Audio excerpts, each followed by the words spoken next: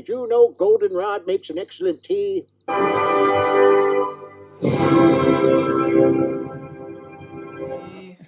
Happy birthday to me. Happy birthday, dear Aaron. Me. You are a sad, strange little man, and you have my pity. Or what's inside. You suck. Finally, we're going to reveal the... Hey, everybody. Welcome back to Tomic's... veteran of the comic book industry for 30 years, I'm a writer, I'm an artist, and this sucks.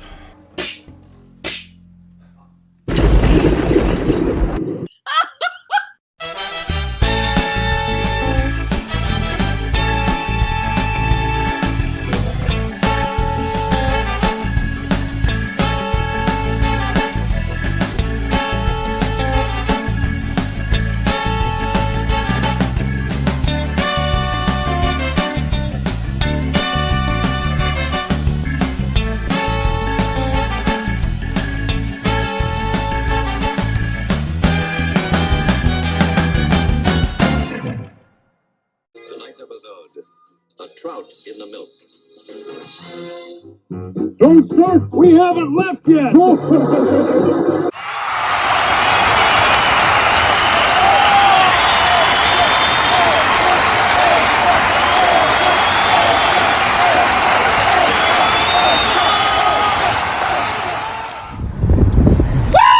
Let's go! Hey folks, it's me again. It's Aaron live. Unfortunately, today it's Aaron solo. I think, see, what Shelley does is she like goes like, what do I want to say? Epic. She like, if she feels good, she'll go out and spend like 16 hours just like doing stuff, and then follow that up with a whole day with the grandbaby on Thursday. And then she's been like, ever since. She didn't sleep last night. I had a headache. So she's sleeping right now. So it's just me. But we'll make the best of it, because we always do. I want you guys to notice my hat here. See that? Shelley got that for me. Papa Squatch. The problem with this hat is it's really snug and it's really warm. And I know I'm freezing most of the time, but right now I'm not freezing. And it's boiling my head like a hard-boiled egg. So what I'm going to do is I wanted to show this. Yeah. But now I'm going to switch out baldness, cover the baldness, and there we go. It's a little bit cooler, but we will be, as we progress through time on this show, I will wear this more and more and get it stretched out so it's a little looser. Right now, very snug. And it's not that cold. They were threatening us with snow, but I've seen nothing. So, I mean, it's a little bit cold, but, you know, it's not that cold. So I'm sitting around thinking, 5 minutes before the show starts, I'm like, oh, I better run up there and do the show. Now, I'm not saying I didn't prep, because I do prep. I take this very seriously. I take you guys very seriously. And I do my darndest to provide you with the cheapest entertainment possible. But I was sitting there thinking, I've been doing this show for like 2 years or something now, or more. And it's funny how we've sort of, like, YouTube has become like a new television station.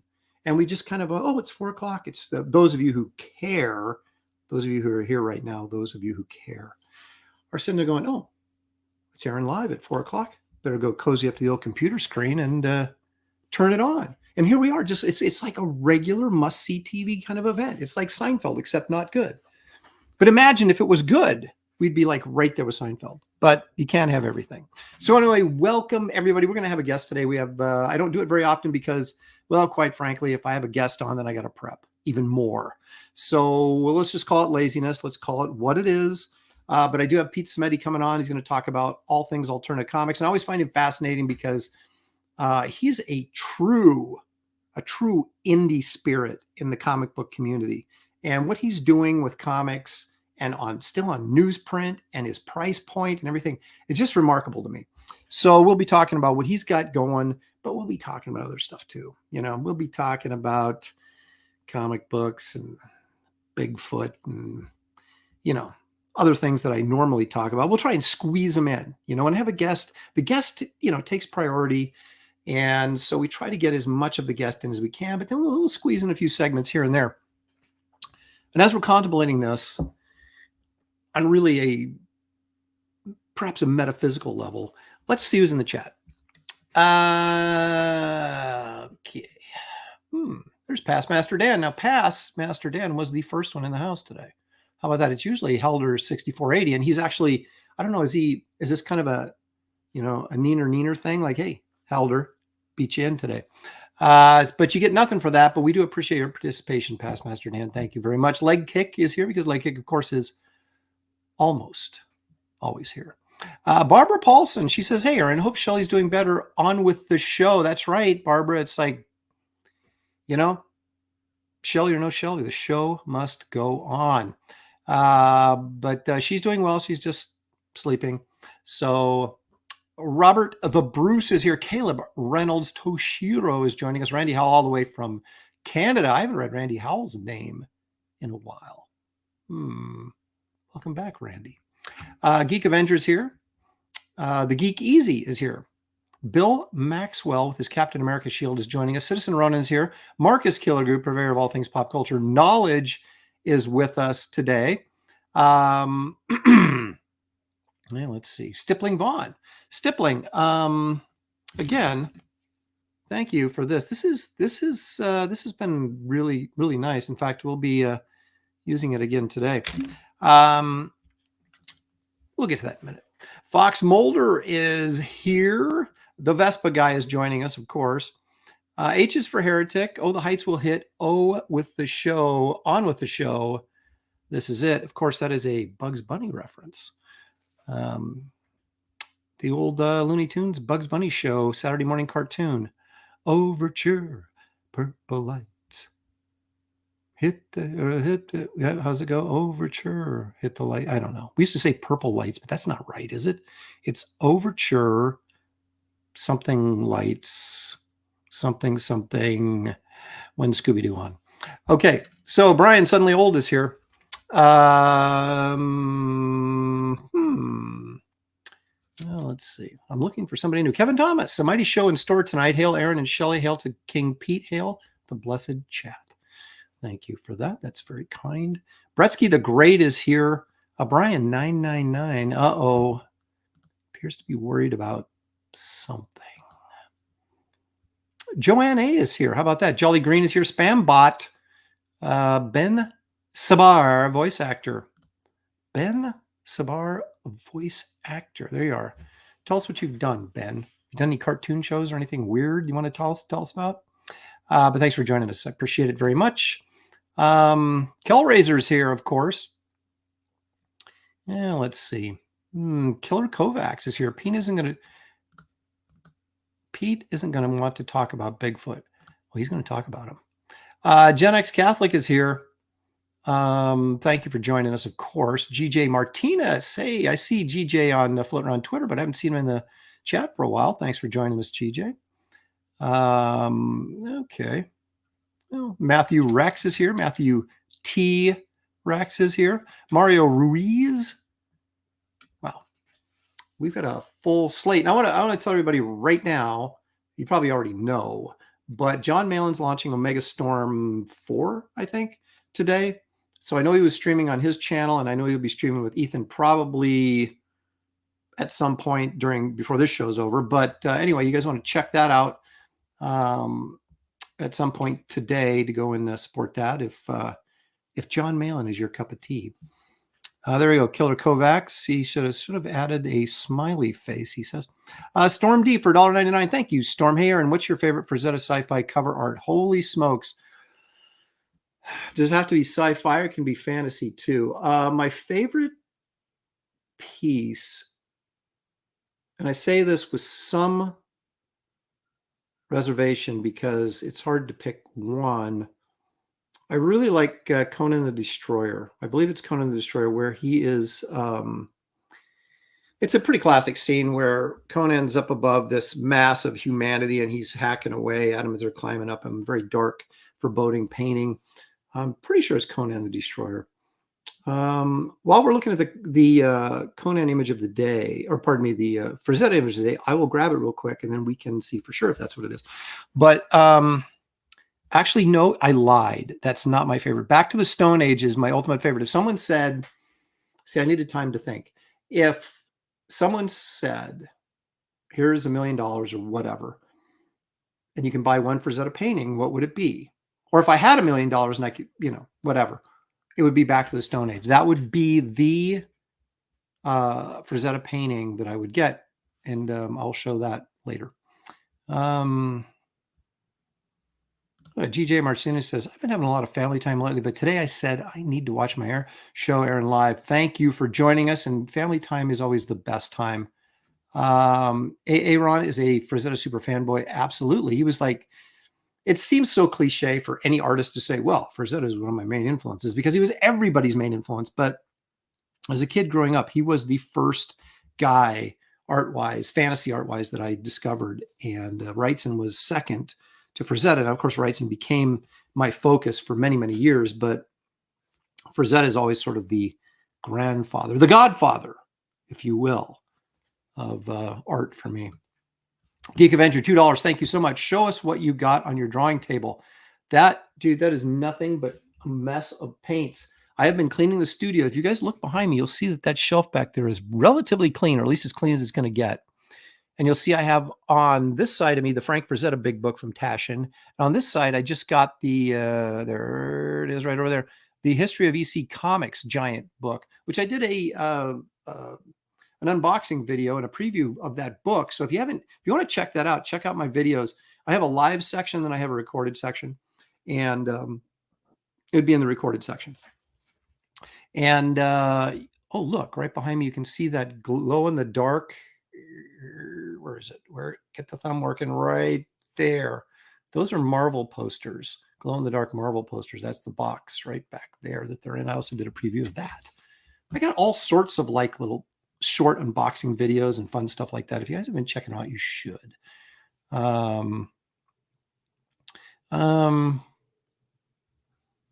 Would Arnold come back for a Conan the Emperor movie? Well, if it's like old Conan, I would hope so. That'd be pretty cool. Paul Billard says, your studio looks like my garage, sub and engines and parts for drawings. Yeah, exactly. No, see, I had to clean everything out, and I got all my artwork put away in the flat files and all that kind of stuff, but the paints were everywhere. So I put them over here on this table, and I'm sorting through them like, okay, this is dried up. This is no good. Why do I still have this kind of thing? That at least is the goal. We'll see if it turns out that way. Jimmy Reyes is here. Hola. Hello, Jimmy. Jimmy, of course, has Dragon Rage on Indiegogo. Check that out, of course. You mods, put up a link for that if you don't mind. Okay, so let's get this show on the road. We got a few things to do before our good friend Pete Simetti joins us. I always have him come in like around 4:30 because I don't want him to sit in the back room and just wait. They could be doing other things. I'm like, I'm going to do the chat stuff first. We're going to do eating. We're going to do Frazetta, and then we bring in the guests. So I just say, come in at 4:30. So that's kind of the plan. But, well, first of all, let's do a public service announcement because this is important. Yeah, baby. Sub, like, subscribe, do all that stuff. We're at 3,500, roughly, a little more than 3,500 subs. I want to get to 4,000. Why can't I get to 4,000? Everybody, I'm like small potatoes, man. For the effort I put into this show, I need more subs. So help me out. Make me feel better about myself. It also makes me feel good about myself eating. Let's all go to the lobby. Let's all go to the lobby. Let's all go to the lobby to get ourselves a treat. All right. So I'm still digging on these. I put it in a little baggie here to keep it fresh. These prosciutto and provolone wraps. Stippling Vaughn sent me a card from Trader Joe's, and I've scored some of these with that because I was going to get like sugary treats. I'm like, no, you're getting fat. Stop doing that. And so I'm getting protein and fat, but no sugar. And let's stay away from those carbs as much as I can as well. I want to get down to 190 again. You know, it's kind of a feel good weight for me. I haven't seen that in a while. I'm right around 200 and I need about 190. So anyway, let's enjoy this roll of meat and cheese. Now, please don't try this at home if you haven't washed your hands, because my hands are clean. I just washed them. So good. Let's take a look at the Frazetta image of the day. It's actually kind of interesting. Not that they all aren't interesting, but this one's kind of interesting.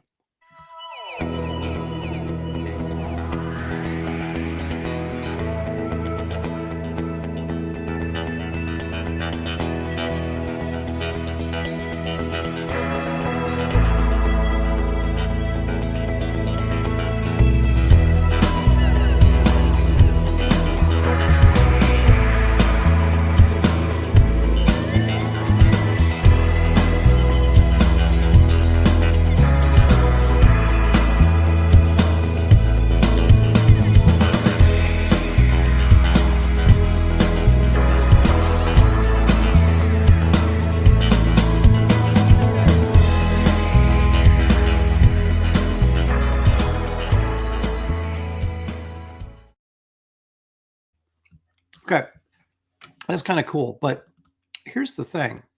So you hire Frazetta to do a movie poster for a crap movie called, a low budget movie called America 3000, right? You pay him. He does that cool piece. That's a cool piece. It was 1986, I believe.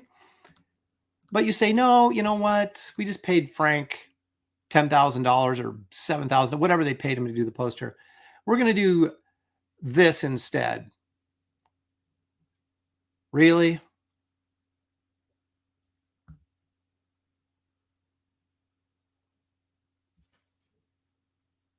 Is this one of those minutes? It's just like you're speechless. You're going, seriously?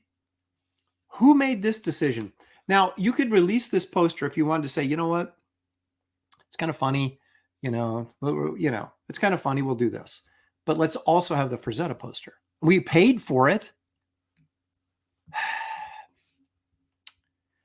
Yeah, well, Hollywood decisions, and this is Canon Films, and they were the low-budget kings of the world. They were the Roger Cormans of the 80s, but still, they commissioned the poster. Why don't you use it? It's just dumb.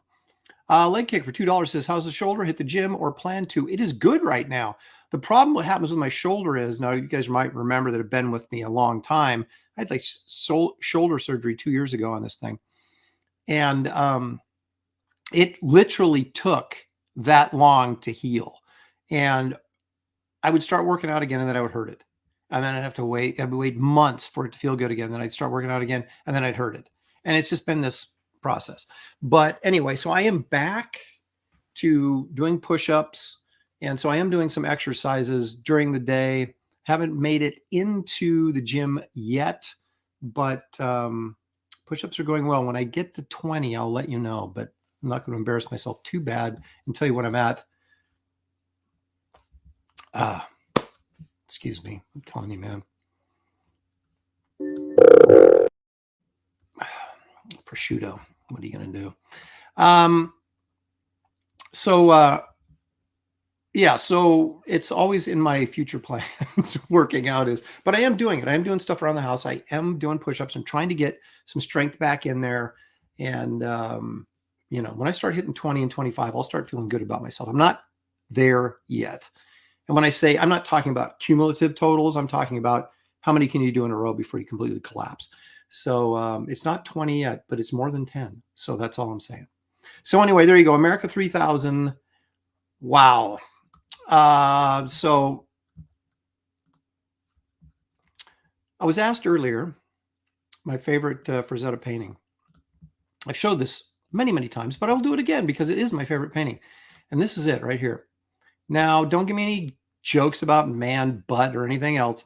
This was the cover to Back to the Stone Age, an Edgar Rice Burroughs book, a Pellucidar book, which is Middle Earth, not Middle Earth, center of the Earth, where dinosaurs and things roam. And one of Burroughs' great, fantastic, imaginative tales. And this is the first, I don't know, it was heroic. You had a big mammoth in there. You had some, sure, heroic guy. He's naked, but it's hot in the jungle. So, but this is one of the first books I bought. I think I don't even know, man. I might have been 10 or 11 and read this thing. And it was just, it was really, really cool. And so it just sort of stuck with me as this being, and this is an award-winning painting too, by the way, as you're making jokes about me. This is an award-winning painting. I think it's a Hugo award-winning painting or something, book cover of the year for science fiction or whatever. So it may be his most decorated piece of artwork that he ever did.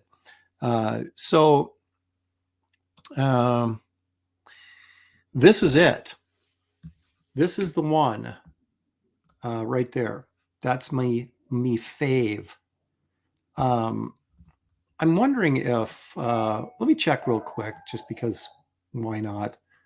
I'm pretty sure that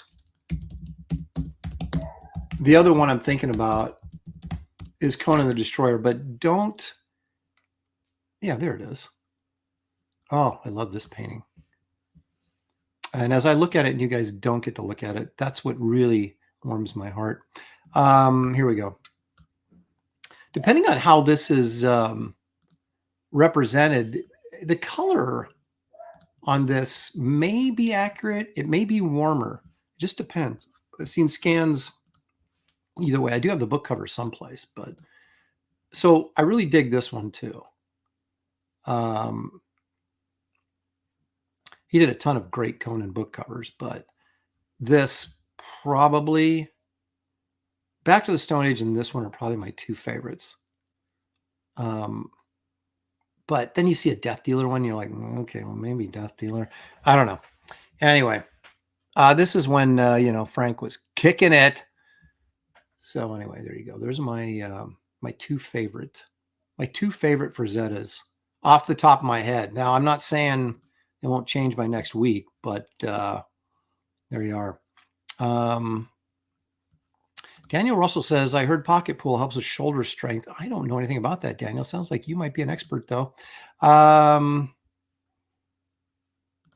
Yeah, I did, dude. I did that stuff for a year.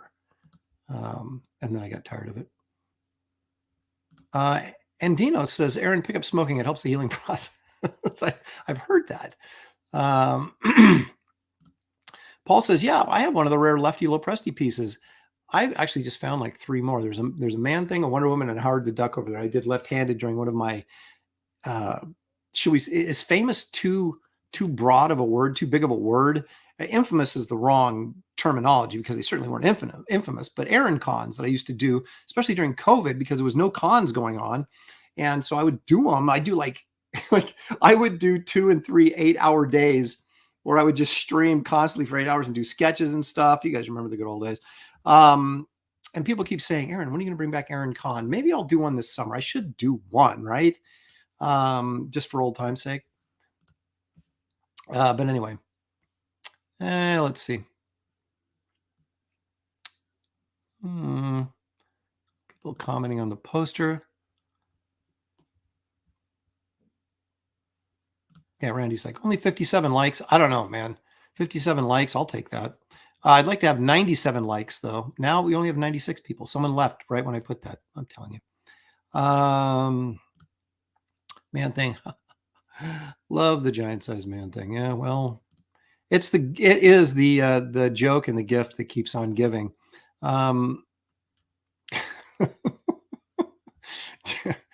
Daniel Russell says, I'm a kung fu master. Yeah, I the same way. Killer Kovac says, I can't decide which Death Dealer is the better one. There's several that are really, really, really, really good. And he usually like throws a real kind of like a shock of color in the background, like a red or something that really ignites the painting. So his use of color in this paintings is also really, really good. Okay, you want to see this mess back here just for recreational purposes? Let's do it. Why not?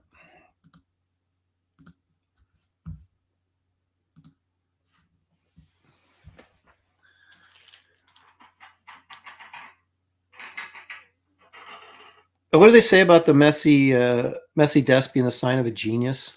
Yeah, there it is. So this is the. I bought this set of Liquitex acrylic paints. 12 paints. I found the box. The box was sitting up on the counter. It looked just like this. And I couldn't find the paints. I looked, I cleaned, I couldn't find it. And then it just dawned on me after 2 days of searching that, wait a minute, I'll bet you $100 they're in my daughter's room. No, my daughter's away for college, right? But she always borrows my paint and everything else and never returns it. And sure enough, there they were sitting in her room. Now, luckily, I also found these, which are relatively new. And when I say new for me, within the last couple of years, I had like a set of, enough of these acrylics that I could mix and come up with some stuff. And that's why I did that Man-Thing painting that you guys saw on the interwebs. Now, this is something I'm working on right now, just kind of recreationally. I'm almost done with page 25 on Kit Carter. But yeah, we got looks like good old Dark Wolf or whatever from Fire and Ice. I'm going to paint this because I'm doing some paintings to kind of get myself back in the groove before I do the Kit Carter movie poster. Yeah, I'm going to do this in watercolors, but then I've got a, I just want to try a couple of different techniques and kind of see what I think will work best. And then this, I showed this ages ago, but this is a mosasaur, sort of. And this is an oil painting that I have not finished. I started like 15 years ago. It was originally going to be for my Fantastical Creatures book. And what I realized was there was nothing fantastical about it. It was just a straight up mosasaur. So I was like, well, why would this be in the book? It's just a dinosaur. So, but I'm going to finish this in oils. Okay. And then kind of, then I'll have done something in acrylic, something in watercolors, and colored pencils, something in oils. And then I can kind of go, okay, how do I want this movie poster to look? And then attack the movie poster. So that is my broad plan. And again, plans were made to be changed, but not in this case. Obviously, I have to paint the movie poster. You guys have ordered it. And I desperately want a Kit Carter movie poster just like you guys do. So I'm going to do it. But I'm still waffling on exactly what medium I want to use. I'm pretty sure I'm going to go oils, but we'll see. After I do these next two things, we'll see. We'll see what feels the love. Killer Kovac says, do you use gouache? I just ordered it. I've never used gouache. Well, okay, I've used gouache for like opaque touch-up and things like that, but I've never done a full painting in gouache. And I just ordered some gouache from Dick Blix, who my wife used to think was a porn site I was going to. But no, it's an art supply store. And I just ordered a set of gouache, a couple of new brushes, because they don't make my Kolinsky 8406s, 8404s, 8404s anymore. Yeah, 8404s. And Raphael Kolinsky 8404s, they don't make them anymore, or at least I can't get them anymore. So I ordered a couple of other brushes. God, they were expensive too. One was like $22. The other one was only like 14. Like, that's not expensive for a brush. But so we'll see. I'm going to see if any of them are any good and how they last. And maybe I'll have to switch. Well, I'm going to have to switch because, at least for detail work and ink work, The Raphaels are gone. I got a couple left that that are, still usable, but, I hate it when they do that. We used to use Winsor Newton, Series 7, number 2, and then the tips got sucky on them. And so I don't buy Winsor Newtons anymore. And this was in the 90s that they got sucky. And I switched over to the Raphaels because actually I think Hillary Barta was the one who turned me on to those. I said, okay, I'll give it a try. And they were great. I loved them. And of course I've used them for, since the late 90s. So what is that, 25 years? And now they're gone. So, we'll make the best of it.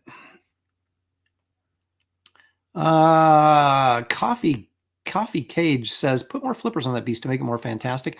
Well, I just dumped it entirely from the book. The book was done 15, 16 years ago. So it's not in the book, but there lies the painting.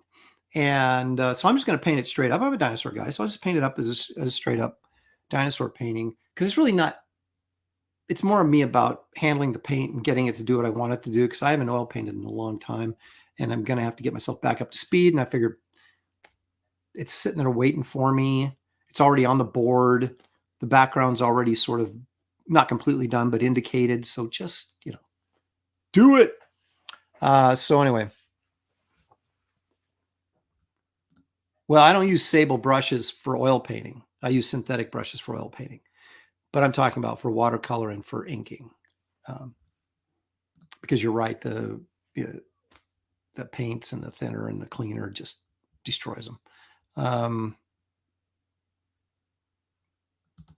This is an interesting question, Aaron. Did you ever get one of those Marvel profiles they did in the early 90s for new hires? You're going to have to elaborate on that, Kevin, because obviously no, because I don't know what you're talking about. One of those Marvel profiles, like obviously like a profile, obviously it wouldn't be a profile on me, but like they give you profiles for what they're looking for or what specs or something they want you to draw in or something like that. You have to elaborate. You'll have to elaborate. Can you be a little bit more specific, Past Master Dan? I'm not opposed to synthetic brushes. For inking and really doing fine, I doubt the reliability of the point on it, that they can get sharp enough or pointy enough. But I've never really used one for inking. So I usually use rounds and flat brushes for oil painting, because I like to have a little bit of texture on the painting. And so I've never used rounds for oil painting, except if you're doing like a really, like maybe you're going around an eye or something like that. Shanth. Okay, I'll check with him. Thank you.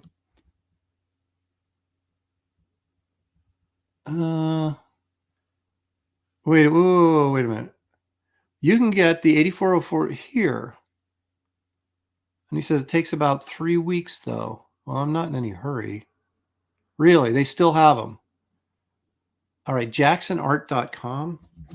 Someone told me this before and I couldn't find them. Maybe I didn't do it right, which wouldn't be a surprise. JacksonArt.com. All right. I'll check it out. Thank you, Marcus Killigrew. What is this?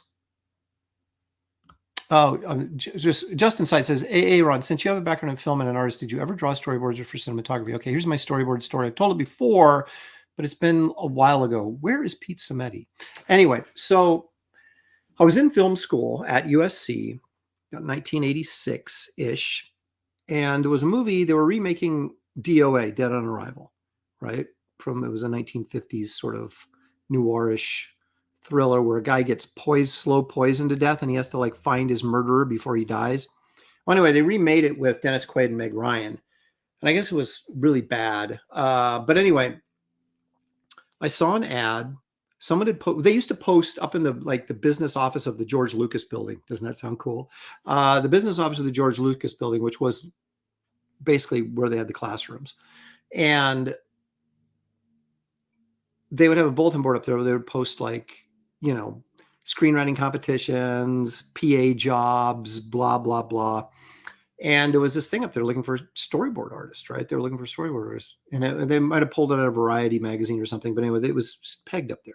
So I call these people and set up an appointment. I go in with my portfolio and show them. There was this team of directors. It was this dude and this woman. I don't know if they were, what the relationship was or anything like that, but they're the two that directed the film. And I never really understood this whole co-director thing. I guess the Coen brothers pull it off because they're brothers and they get along, but I could never.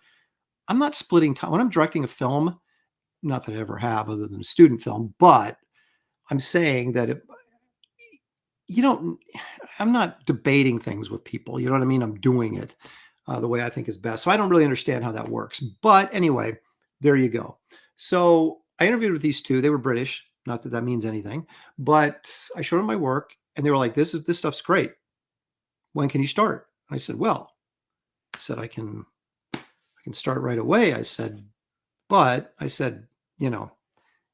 got school till 3 o'clock. I gave them my school schedule and when I'd be available in the evenings and stuff. And they're like, whoa. I said, wait a minute. No, I go, this is full time 24/7 until the job's done. And I'm like, well, I can't do that. And that was it. And so I walked away from it, which could have been probably a fairly long and lucrative career. Well, when I say lucrative, I mean probably better than comics, because just about anything is better than comics. And I just walked away from it like a dummy, not realizing, Aaron, why are you in film school? Oh, so you can get a film job. So what did I do? I turned down a film job so I could go back to school. Makes a lot of sense, doesn't it? But there you have it. That is my storyboard story. I did commercial storyboards for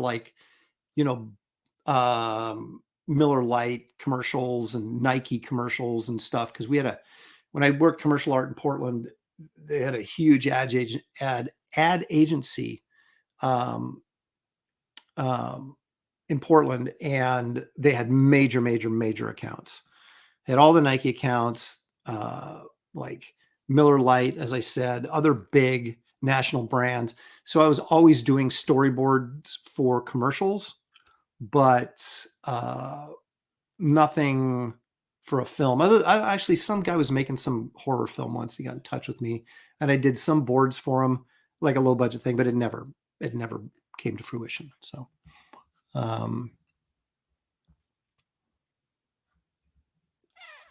so let's see. One more question here, and I see that Pete's finally wandered in. We'll grab Pete in just a second. Santiago Pelagros says, Aaron, in a 1 to 10 scale, how do you rate 80s Arthur Adams, Michael Golden influence on your early style? 0. And that was my biggest problem. I should have been copying those guys and I'd probably be way more famous and successful than I am right now. But Michael Golden was a huge influence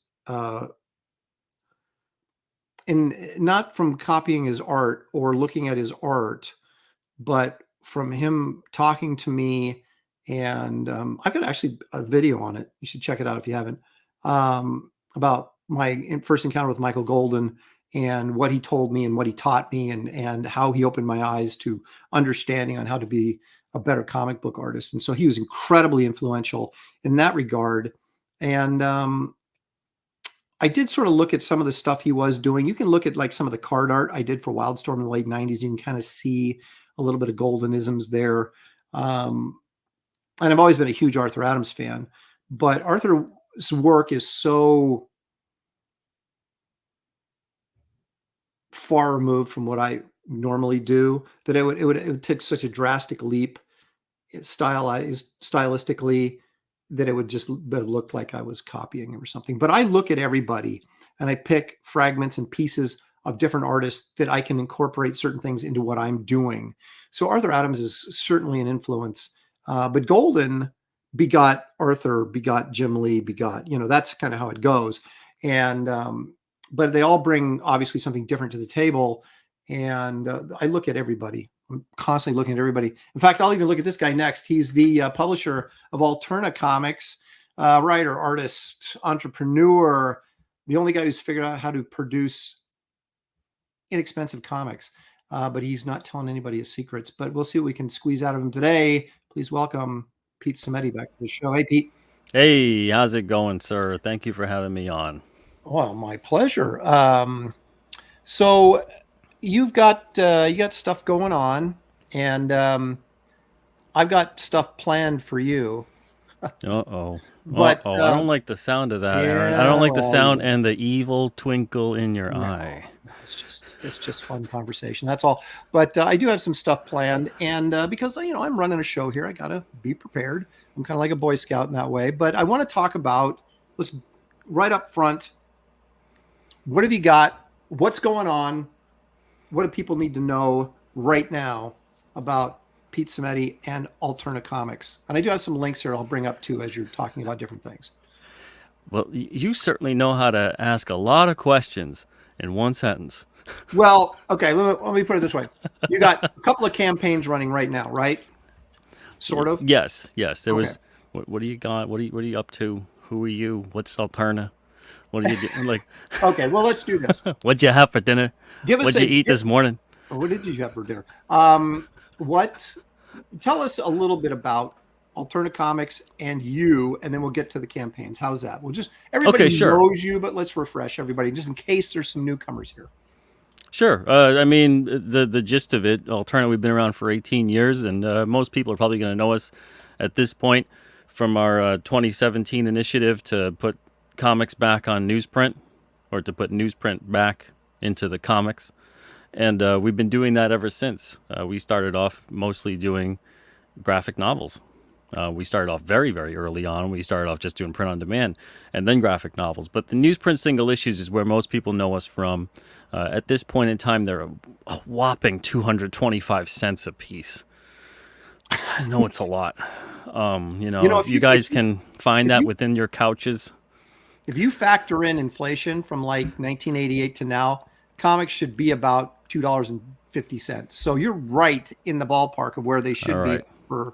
So you heard it here first. They're going up a quarter next campaign. That's right. We got to stay on par. Dude, you got to have the little blurb that says still only $2.25, before it goes up, before it makes the jumps like Marvel used to do to us every week in the 70s, it seemed like. Yeah, and DC used to have those pages when they would go up like a dime and they were like explaining the whole thing. I mean, times have changed. Yeah. Such integrity and heartfelt communication. Yeah. But so most people know us from that lineup, and we got a lot of great comics. They're centered and focused around escapism and great solid storytelling. So they're modern comics, but they feel like classics in terms of both the newsprint and in terms of the style of story. Now, why did you make what was the impetus to going, we need to get these back on newsprint? Was it just kind of, could this be more cost effective, or was it more nostalgia? Was it a little bit of both? Yeah, it was kind of it was solely centered around at first just wanting comics to get back to where I felt they should have always been and never should have left. Like, it's one thing to have the premium paper stocks involved. It's another thing to completely leave newsprint altogether. Mm-hmm. So even when I was starting Alterna, it's funny because every year I would search to see if anyone else found a newsprint printer for comics, and I would always only find my I think it was Digital Webbing, a forum entry there from like 2005 or something like that, and that was all I would ever find. It's just me talking about it. And people being like, no one does that. And then in 2017, I was lucky enough to put the call out again, and a fella by the name of Randall Bishop, he found me on Facebook with that question, and he had let me know that he was putting his comic out on newsprint, and just said he was just doing black and white, and he's still doing black and white, and he had pointed me in the direction of just the kind of printer to even look for. I was looking at a printer that those printers would never have done newsprint. If you talk to a sheet fed or an offset printer, or especially a digital print on demand printer, they can't handle newsprint. Right. It's too thin. It just gets torn to shreds.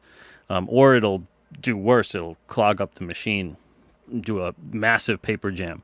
So you need a web press printer, not like web like internet. Web, right, because that's the way that it looks like it's hanging on a web. And so once we found that, there's a ton of them. There's a ton of them out there. There's not as many now as there were in 2017 because a whole bunch of things have happened, obviously, in the world. But There's still a ton of newsprint printers out there, but the biggest catch is that most of them aren't equipped to handle saddle stitching, and also have another printer that can do the cover stock, like a different cover stock for it. So they could do a newspaper where it's like a tabloid size or whatever, then it gets folded, to that size and everything.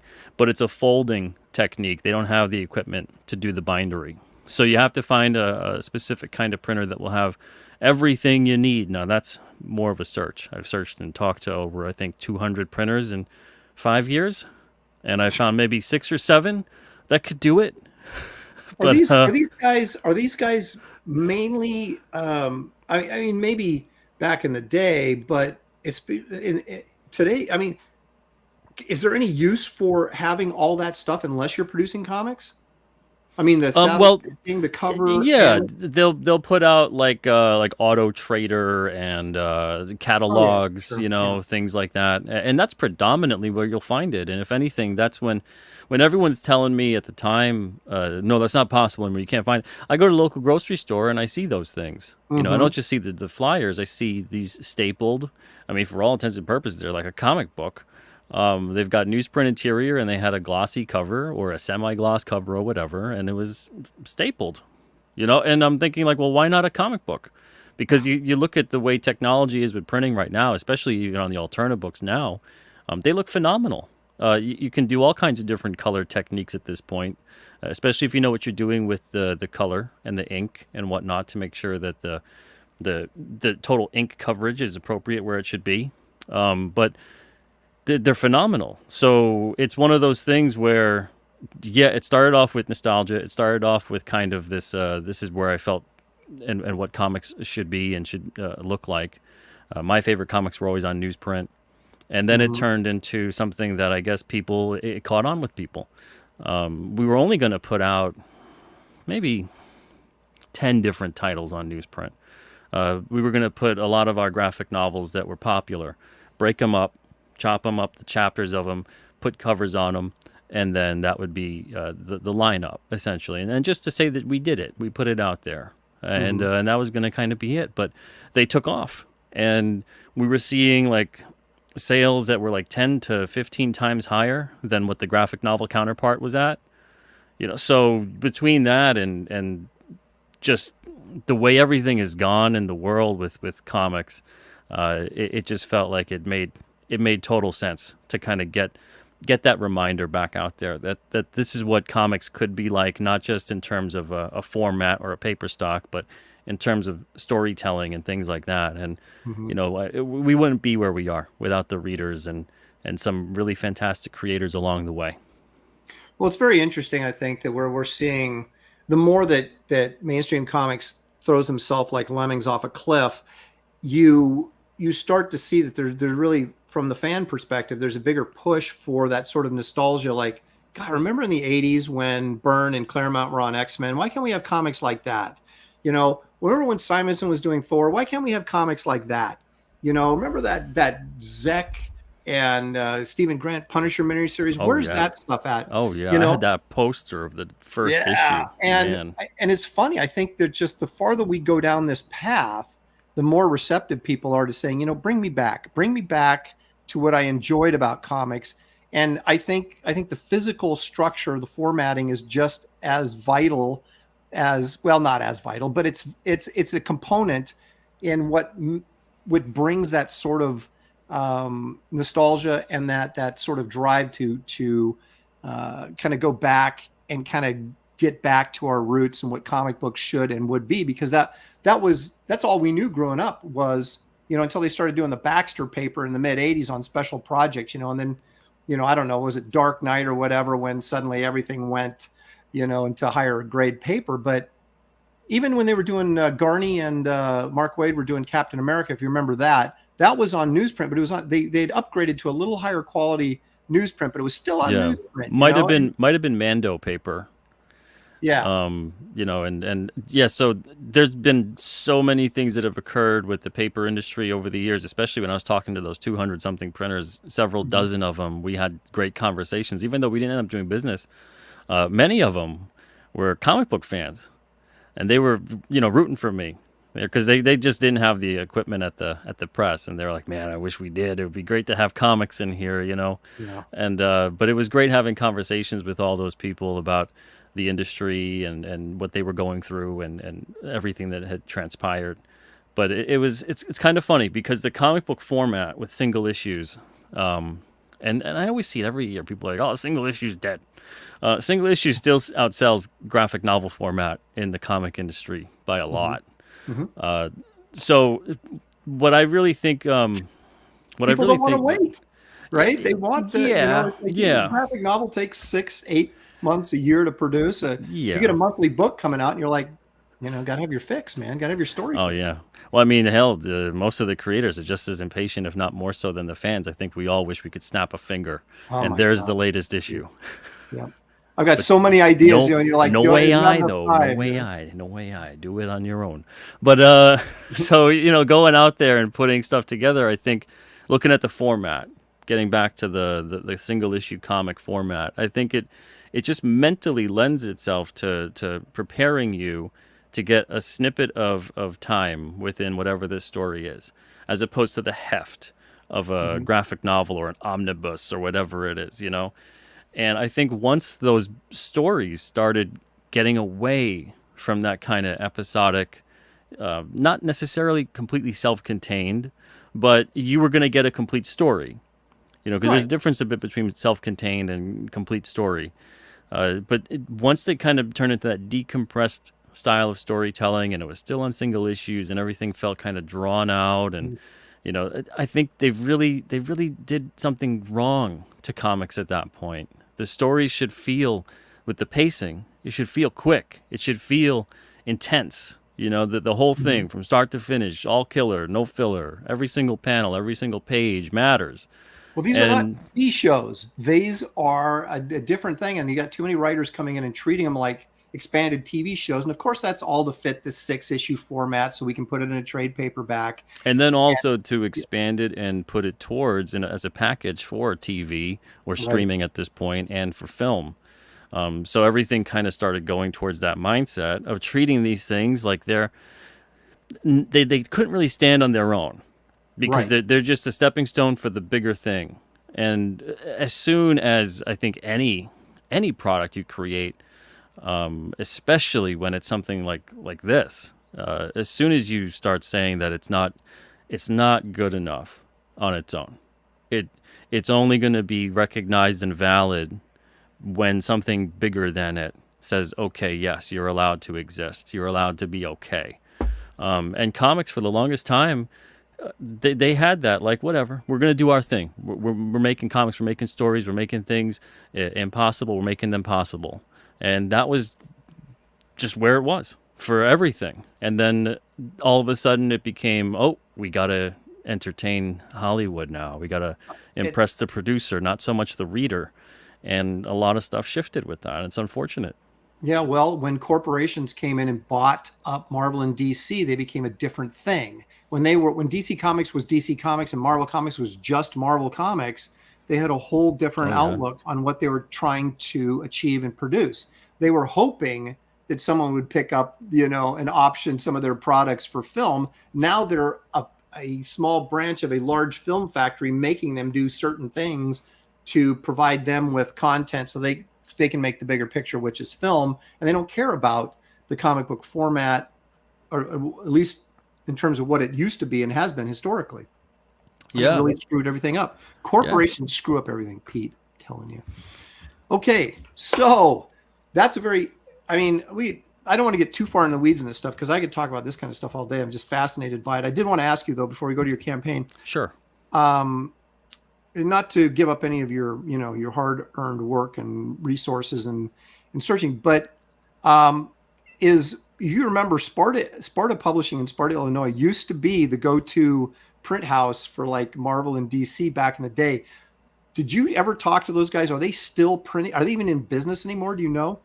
Oh man, I know someone along the way recommended I get in touch with them, and we never connected. But I took a look at their site, and it just seemed like we weren't able to do that anything with them. And now there's some newsprint printers, web press printers that can do the comic book side of it, but their minimum runs start at like 30,000. Oh, You know, yeah. because the A things, lot of inventory. yeah, man, a lot of everything. There goes your cost savings. It's like, oh Yeah, yeah, it comes at exactly. 30,000, but it's like, you got to spend 20,000 with us first, and it's I'm like, okay, that's not going to happen. So we Yeah. needed to go with printers that could maybe do a minimum of like 5,000. That was more along the ballpark of where I felt comfortable with, and then price breaks start hitting. Did you find that there are guys like, because when you say that, it makes me think of the indie movement in the late 80s, right? Where you had Turtles and, The Tick and Radioactive Black Belt Helmsters, Lone Wolf and Cub, all that kind of stuff, that black and white kind of printing craze. Even Dark Horse started doing black and white books, and those were all on newsprint. Are any of those guys that were printing that stuff, are they still doing that, or did you find just like all new people? Or I mean, were you able to locate like holdovers that had worked back on comics before? I couldn't find a single one of who I talked to that used to print the comics back in the day. Really? I found one guy who worked for a printer that used to, but he was somewhere else. And at the place that he was at, they didn't have the proper machinery for it. The comic industry, and I found this with Newsstand too. The comic industry, I should say the bigger publishers mostly, put a bad taste in the newsprint printers' mouths and the newsstand industry's mouth, because the 90s hit, and it was like almost an overnight sea change in terms of the formatting of the paper stock being used, and then leaving abruptly the newsstands. So when we did both, some people had horror stories to report. Some people, especially in newsstand, they just you say comic book to them, and it's like, yeah. Nope, don't want to do it. Don't want to do it. Thank you. Don't want to go down that road again. Yeah. And so they had treated those industries so poorly that there's, I don't know, man. They're still, I guess, talking about them in hushed tones. So back alleys and yeah. But we're working with a printer who they never did comics before, but they did some really good publications, and they're always excited. Every time we send comics, I get an email back. Yay! It's comic book printing time. Well, it amazes me that you would have guys with web presses at this point. But like you said, I mean, there's practical application for it. You just, Auto Trader and this different kind of thing, but that none of them were comic book holdovers that would have just like transitioned to something else. Because you wouldn't think that you'd be investing in a web press like now in this day and age, right? But that's cool that you were able to dig them up.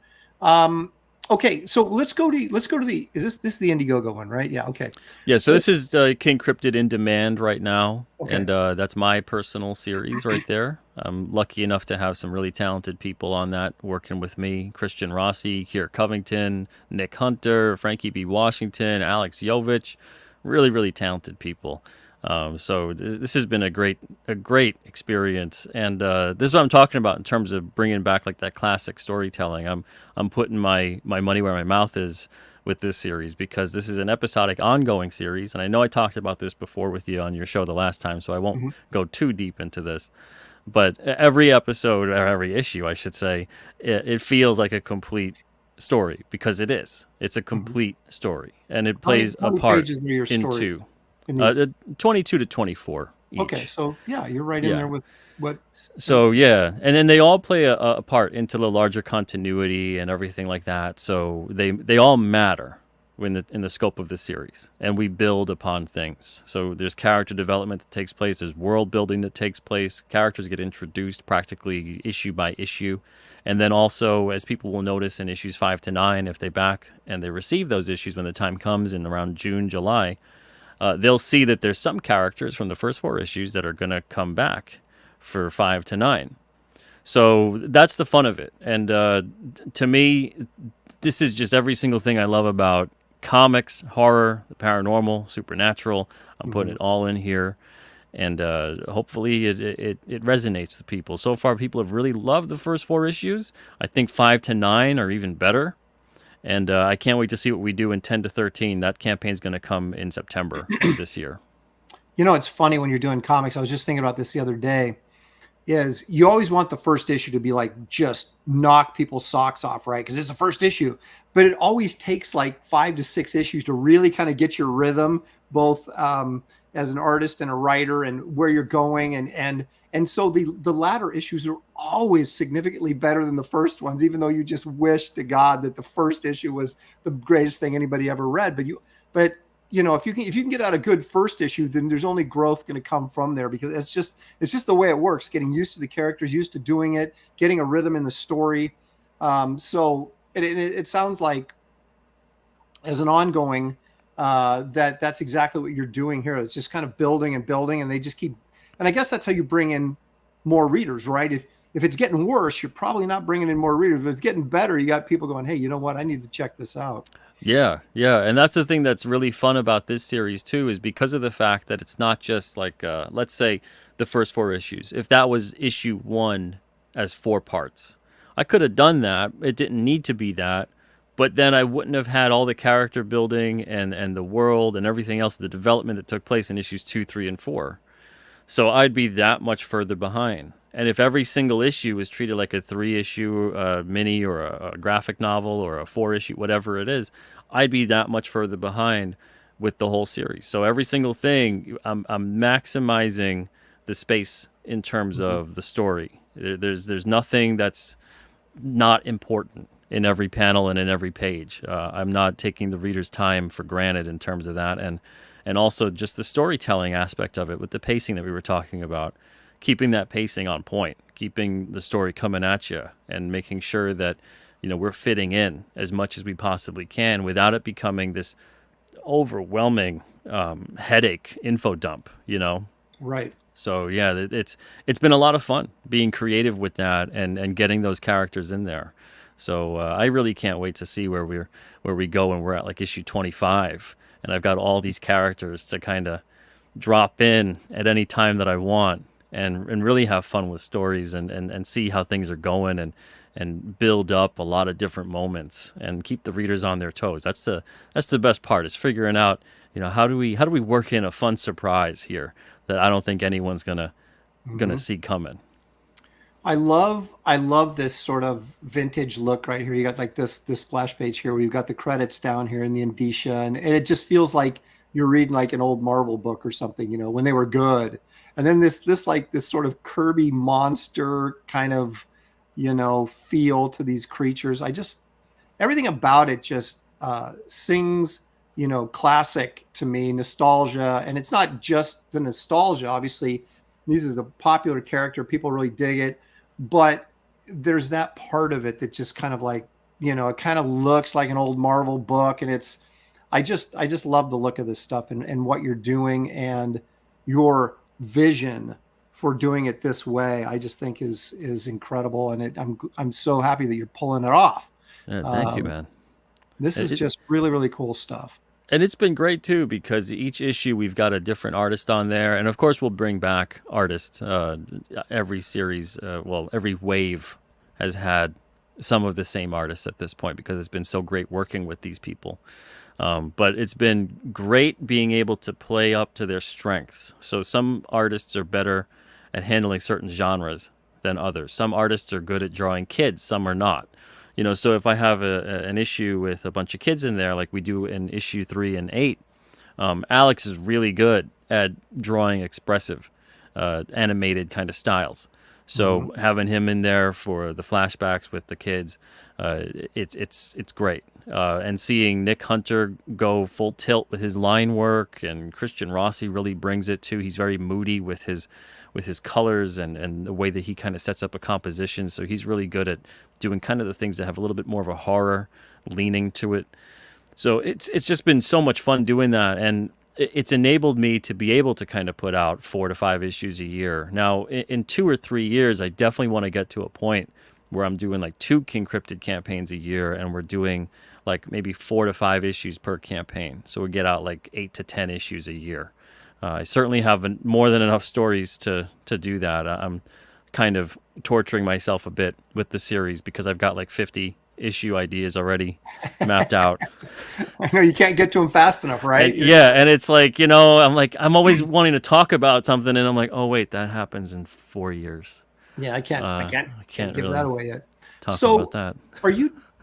are you hand lettering this, or are you?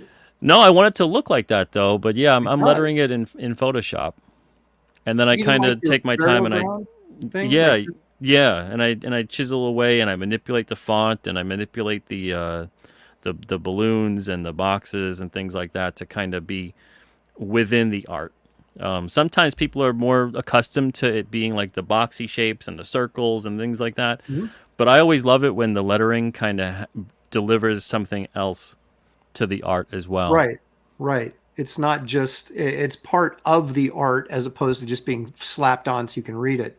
Yeah, it could look like stickers just placed on Mhm. the page sometime.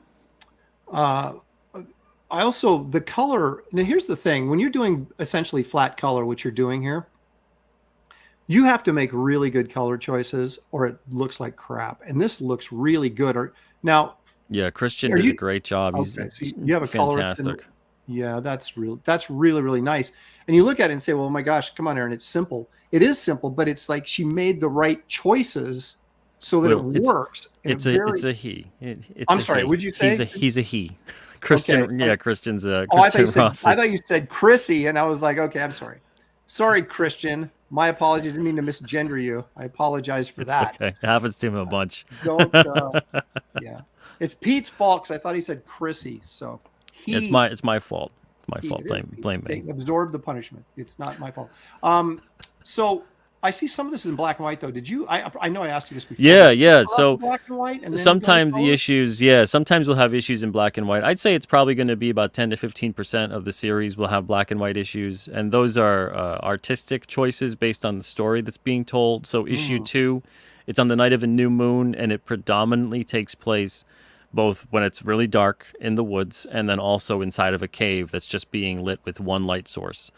So Nick is really strong. That's Nick Hunter's work. If you scroll up to the black and white, Nick's really strong with his line work. And I thought, let's tell this issue in black and white, because if he were to color it, which he could have, he's a competent colorist too. It kind of would have just been like blown out, like grays and blues and things like that, and it would have detracted, I think, from the really strong line work. And it's funny because in issues 1 to 4, everyone's got their favorite. And sometimes it's 1, sometimes it's 2, sometimes it's 3, and sometimes it's 4. So everyone runs around picking their different one. It's always funny to see the feedback that comes when you're putting out issues like this. And so it's great to see we're able to have fun with the different styles and the different characters that take place, because these artists really bring it. Well, I know some people have an aversion to black and white. I'm calling out Paul Taylor. I don't see him in the chat. Maybe he's there, but I love it because like I said, it makes me think back of that late '80s boom. But it also, if you've got strong artwork, I always like Creepy and Eerie magazine, Savage Tales, things like that, where you would get the artwork in black and white, so you could really see the line work. So if you appreciate the artist, and they know how to handle black and white, so it doesn't feel like it's just empty space that needs to be colored. I really don't mind it at all. In fact, in a lot of cases, I actually enjoy it. And, yeah. and Sometimes this- black and white good. doesn't work out when it's very sparse on the black and maybe even the gray tones. It'll look like a coloring book sometimes, Right. especially if the artist has more of a tendency to have a stiffer style and the figures just don't have any movement or anything like that. But Nick's got kind of like manga tendencies in terms of his art. It's very kinetic. No, it works. Yeah, so it works out really well. And he'll have art on issue 5 and issue 7. 7's going to be a black and white issue again too. Excellent. General Piggy for $4.99, thank you, says, careful, Necro is monitoring this stream. I don't even know who Necro is. Necro is the New England Cryptid Research Organization, Oh. and that's a Okay. nefarious group. Yeah, they're going to be pissed at me for making fun of Bigfoot later on in the show. But also, well, Robert- maybe they won't, because Necro is a cover-up within a cover-up. It's a front of a front. And so their front is basically seeming like they're just, an innocuous cryptid research organization. And, they try not to get people to fly off the handle about these things existing in such a capacity, and obviously they do in many ways, shapes, and forms in King Cryptid. So yeah, maybe they'd like the fact that you're making fun of these things and you don't think they exist at all. Wow. Maybe Well, you're a maybe- necro agent. Well, I'll Aaron tell you, I Lopresti. don't know. I'm not smart enough to be an agent for anybody, but I will say this. That's exactly what a necro agent would say. Yeah, exactly. So you don't know. Who can you trust? Pete? The walls are closing in. Robert the Bruce for $9.99 says, "Hail Aaron and hail Pete. Thank you both for the ongoing content. I've had a rough month, so it's nice to escape for a couple of hours. I wish you both nothing but the best. Thanks again. Hey, thank you, Robert. And I hope things turn around for you quickly. Yeah, there, absolutely. we all unfortunately have those patches, and I like to say they're character building, right? Isn't that what your mom would always say? But hang in there, bud.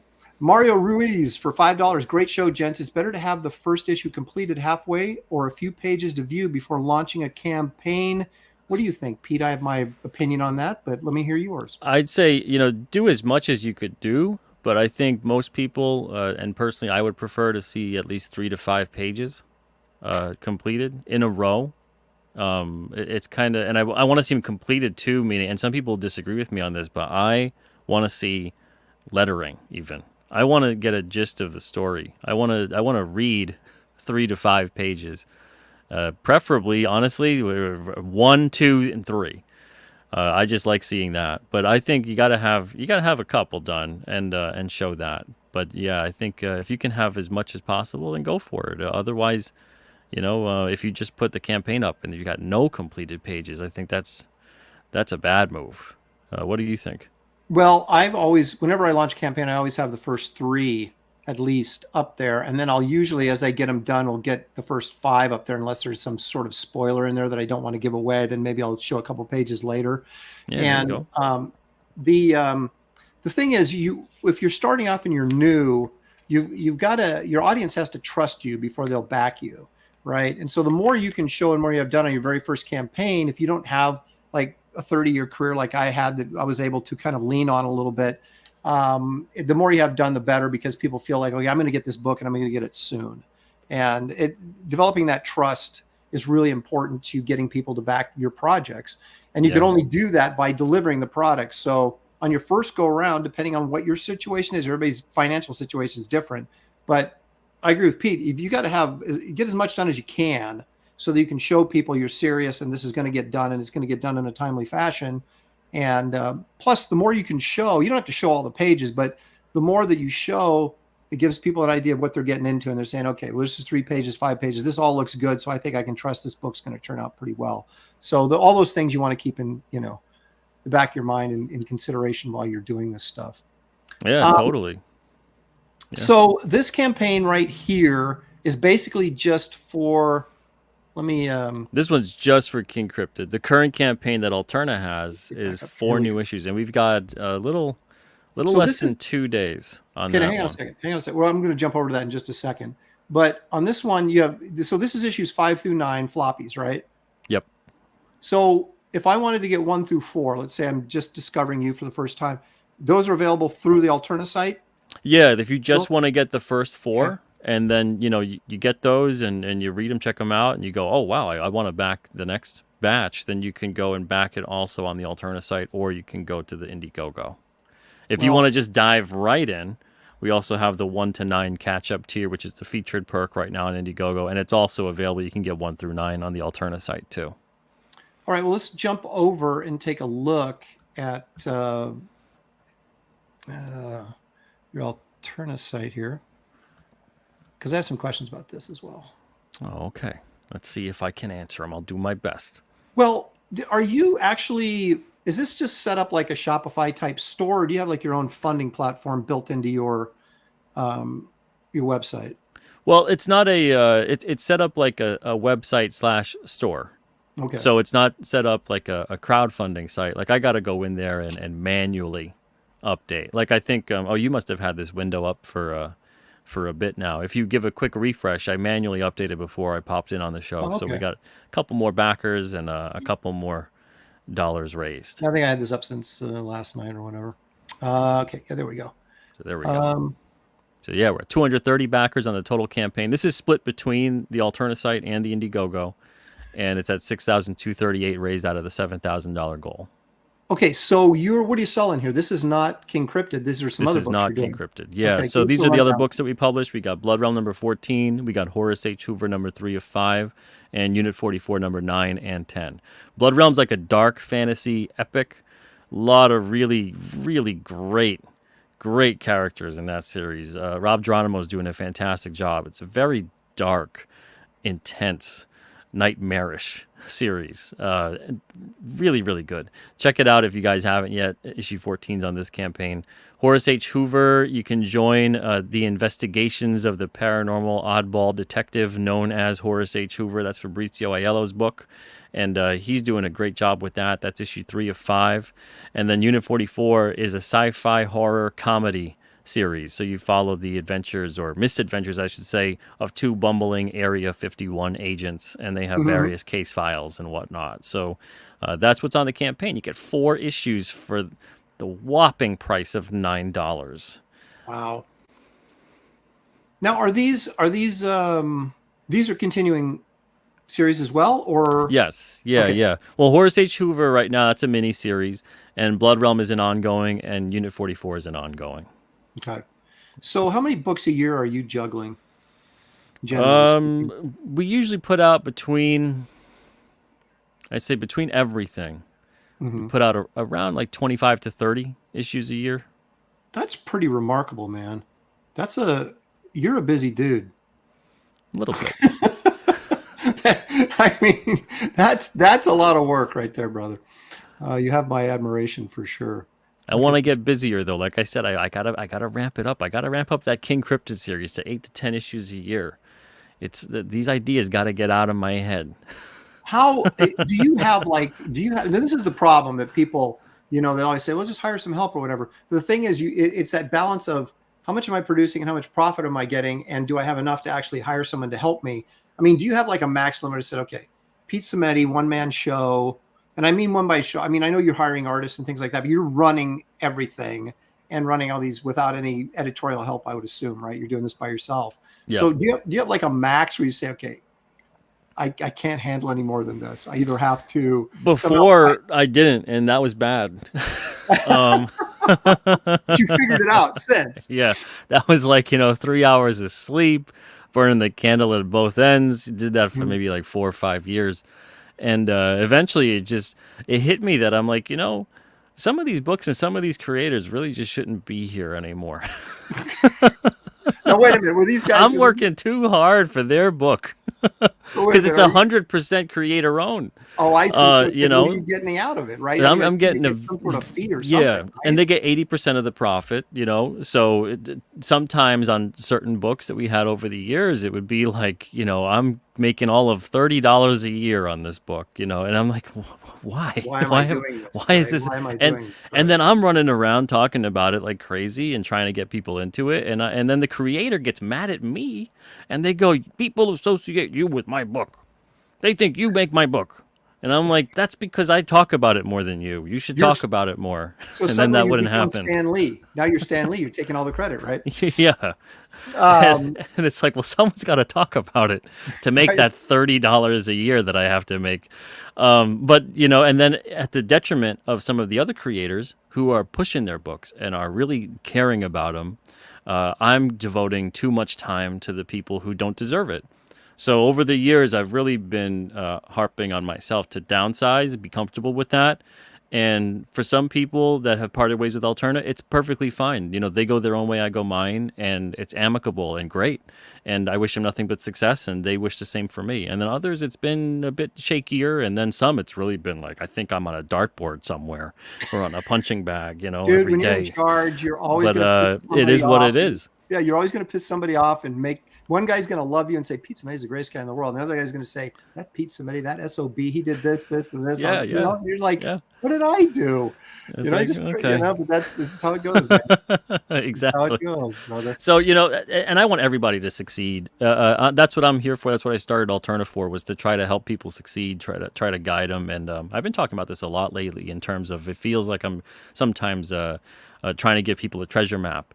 And I'm saying, look, follow the treasure map, and you'll find the treasure. And sometimes they choose not to follow the map at all. Sometimes they choose to kind of follow it halfway and then go on their own course. And then sometimes they choose to dig 5 feet to the left of where the X is on the map. And then they're like, Pete, where's the treasure? You said there'd be treasure. And I'm like, well, did you follow the directions on the map? No. Oh, well, why did you think you'd find treasure then? Well, see, I thought my way would have been way better than your stupid way. Well, okay. Well, if you think that, which is fine, then why are you here? You just go and do your own thing. Years of experience or whatever, what do I know? Yeah. So, there's been more than a handful of that kind of a mentality over the years with people. But now I'm comfortable with, like, we've shut down submissions. I'm not taking any more submissions. I want to focus on what we have. I want to focus on quality over quantity. I want to focus on what I'm doing, because I put off a lot of different story ideas over the years.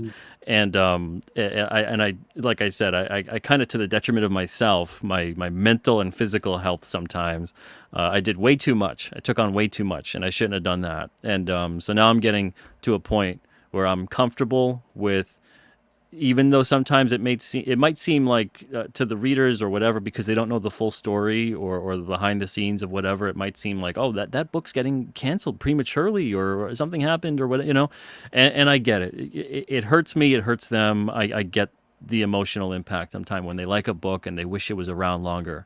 But if I don't make certain decisions when I have to make them, and I've noticed this in the past, if I don't make them when they should be made, and I tolerate 5, 4, 3 more chances, whatever it may be, an extra year or 2 of the same bad thing occurring, it impacts everybody in a bad way.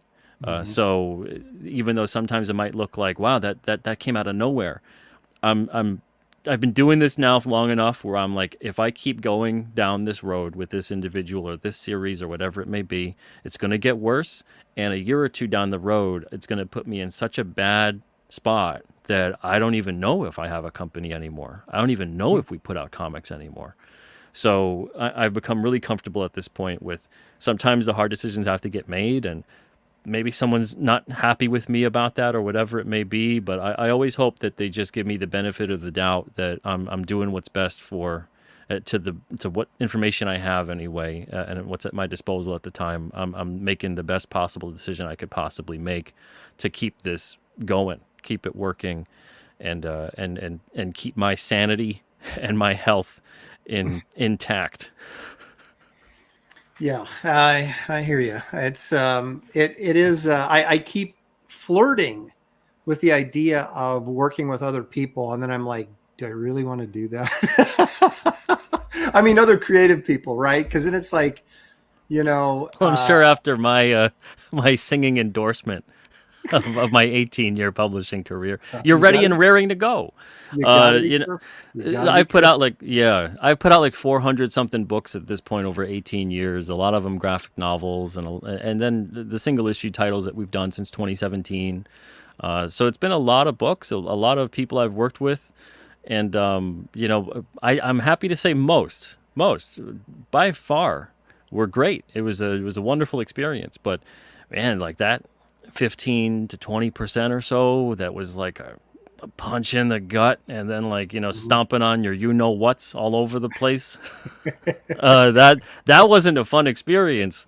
And sometimes you'd feel like, wow, I knew you for like 10 years. What is this? Where's this coming from? You discover like, oh, you've hated my guts for like 4 years. It's funny how IPs and money and can suddenly bring out the worst in people.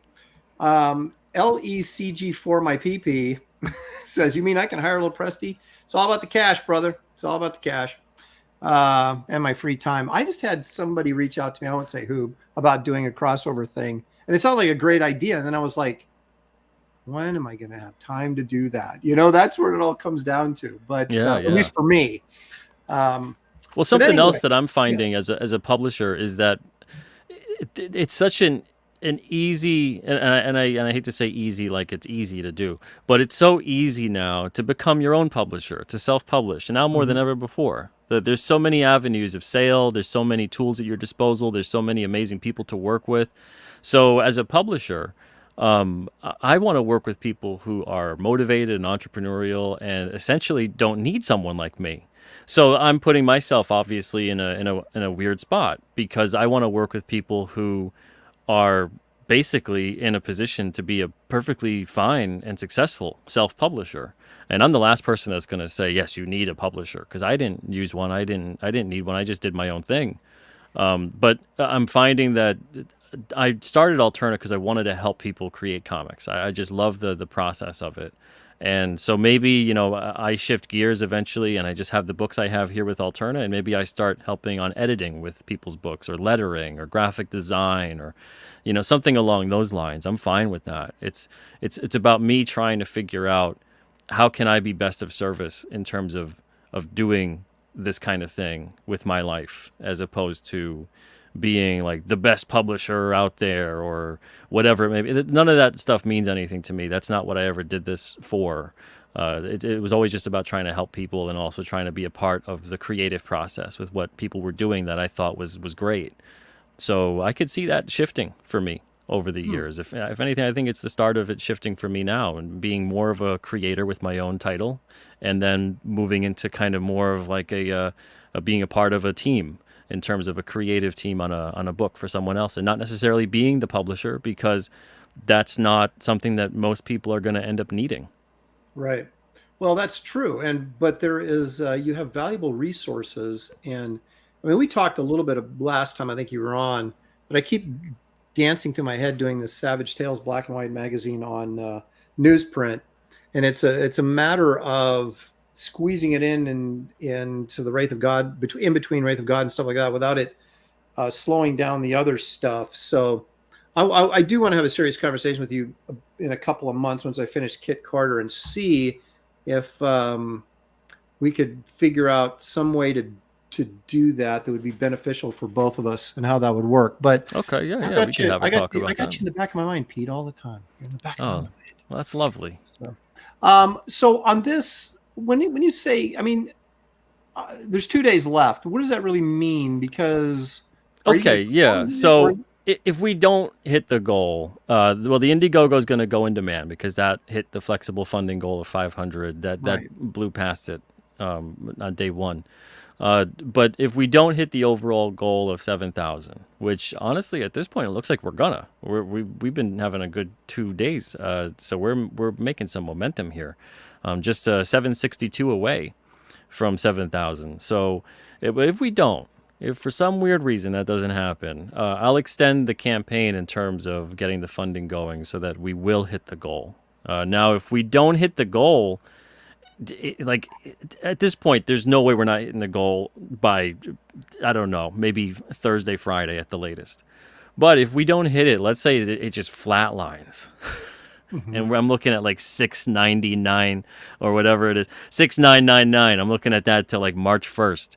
Then I have some serious decisions to make based on what happens with these titles moving forward. And I know that's not really a conversation people like to hear about as creators, as readers, or whatever it may be, but it's not a conversation that I like to have. But it's something that I have to let people know that there are consequences for when I'm seeing that maybe something's just not resonating. Maybe we're not doing something right in terms of getting the word out there. Maybe the creators need to get the word out there more. Maybe I need to really get the word out there more. But I'd love to see the creators getting the word out there more for their books, because this is their campaign. I'm running it, but it's their campaign. Isn't that the thing, though? That's the hardest thing for people, even guys that I've known in the industry for 25, 30 years. They come and talk to me about crowdfunding. I'm like, dude, it isn't going to sell itself. You've got to be as committed to promoting this project as you are to doing the project. Oh, yeah, yeah. That's so hard for a lot of people because they don't, no one wants to start a YouTube channel. No one wants to be on social media all day. They just want to go and draw. And I get that. But that's kind of the new frontier we're in, that goes hand in hand. You can't do one without the other. You can't advertise a zero product and you can't have a great product and not do any advertising. They got to be this 50-50 thing. And that's the hard thing for us about being creative people that are creating content, but also being carnival barkers, right? You've got to, both of those are like full-time jobs, and somehow you have to manage doing both those things and still get your product out. So I'm not Yeah, saying and everybody should feel sorry for us. I'm just saying, no. well, that's the thing though, is that I'm perfectly comfortable with championing someone's book and getting really excited about it for them if I see they're excited and passionate about it. If someone is sort of like, yeah, I make a comic, and it's out now, and they're just not really jazzed about it. They just don't really care, or at least they're communicating in some way, shape, or form that they just kind of don't really care. Then I'm not really excited to talk about this book. Like I said, I've spent a lot of time trying to drag people across the finish line over 18 years, and it's exhausting. I don't want to do it anymore. Right. I want to help people who want to help themselves. I want to be the biggest cheerleader in the world for their books when they really care about their books. But, if I see that the effort is there, and the effort really matters, and I think it doesn't just matter to me, I think it matters to the readers a lot too. And if I see that that's not really there, if I see that they're not making the attempt, if you can't get on someone else's shows, so make your own channel. Talk about your book. Get it out there, and then tag me in it, or get on my channel. Get on the Alterna channel. If you're a creator, be like, Pete, let's talk about my book on the Alterna channel. All these different things I've suggested to creators over the years, and few and far of them. Be like Pete. You should. Few and far of them, unfortunately, didn't take advantage of a lot of that, and that's what I'm here for. I'm here to help people out, and it's unfortunate sometimes when that, as a publisher, when you don't see that happening. Rachel Brinkley is sending us like cute little emoji things. So thank you, Rachel. Appreciate that. And I think I blew GJ Martinez's mind when I said Savage Tales black and white on newsprint. So keep that in the back of your mind, folks. That would be cool. We'll see. You're making it like oversized? Is that what you're thinking of? Yeah, too? Just like the old Marvel magazine, black and white. That's the way to do it. Yep. I really desperately want to do it. It's just a matter of making it work time-wise. So, but anyway, that's a topic for another day. I just plant the seed there, and you guys can ruminate about that. I want everybody to know that the campaigns, both the Alterna site and the Indiegogo campaign, the links are in the description of this video, along with my Kit Carter Planet Doom graphic novel. You'll find the links in the description of this video for all of those. Click on them. It'll take you right there. You can back these campaigns. Get Pete there to that last, we got less than $800 to get him to that funding goal. Yeah. Do it for Geronimo, Aiello, Loker. Do it for these guys. They got great books, Do it for the guys. And if you like me a little bit, you can back the campaign too. That's right. But the thing is, go for it. I would honestly say this, that Pete and I can both assuredly say to you that you're getting quality books. This isn't just back me because I like me.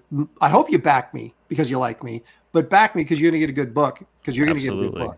Yeah, and, you're doing yourself a disservice as a comic book reader if you're not reading Alterna. That's right. If you're not reading at least one title at Alterna, man, you are seriously doing your comic book collection a disservice. These are great titles, and they look great, they read great, and they are so affordable. There's no reason to not try them out. Even the shipping is affordable. It's flat rate. So if you're in the U.S., it's $6. You can order the 400-something items we have on the site. If you're in the U.S., you order all 400 items, it's $6 shipping. Look at that. Canada, $25. You can order all 400 bucks. All 400 books, whatever it may be, $25. $40 outside of that. It's Australia and Europe and whatnot. It's tough. It's a little tougher out there, but the continental states. Pete, we'll take a look at these before we wrap up the show again, but we're gonna play a little game. I do this occasionally with there's no points involved. It's not like Jeopardy where the pressure's on. This is more of kind of an opinion thing, but I do this with my guests occasionally just to kind of find out what they're thinking. So let's play 70s Showdown.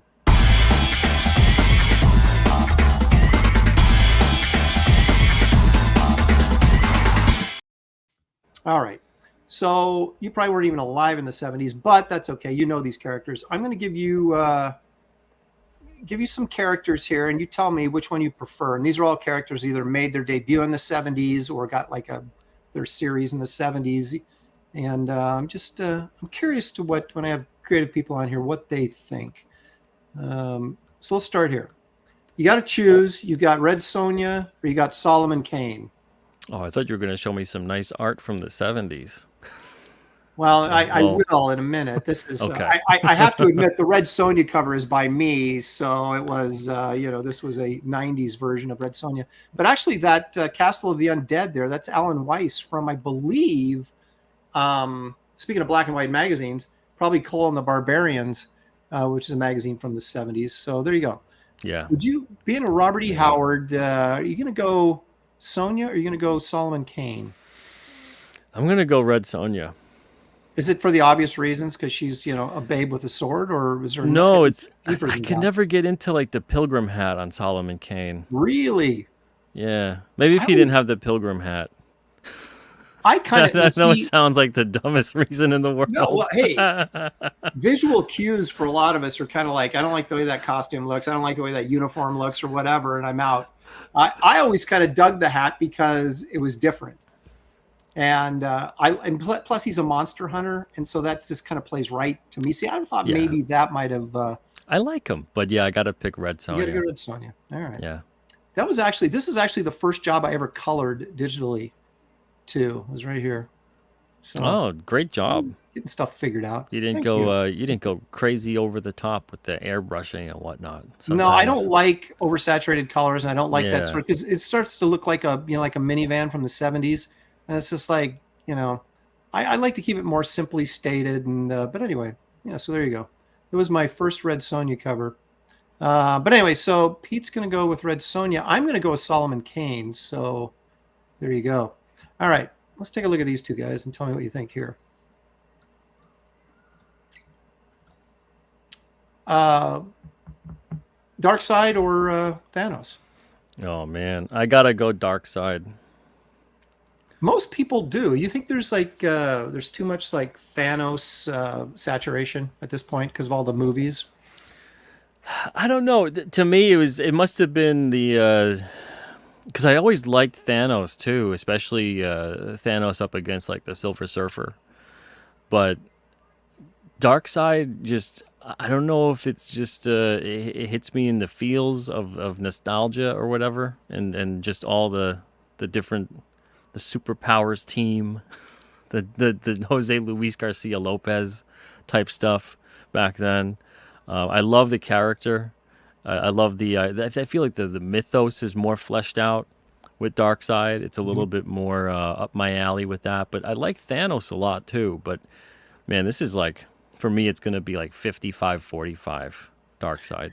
Yeah, I would have, if you'd asked me in the '70s, I would have said Thanos without even hesitating, But I became sort of this kind of fourth world Kirby-verse stuff. I kind of came to it late and just gathered. The older I get, the more I appreciate it and kind of like what he did there.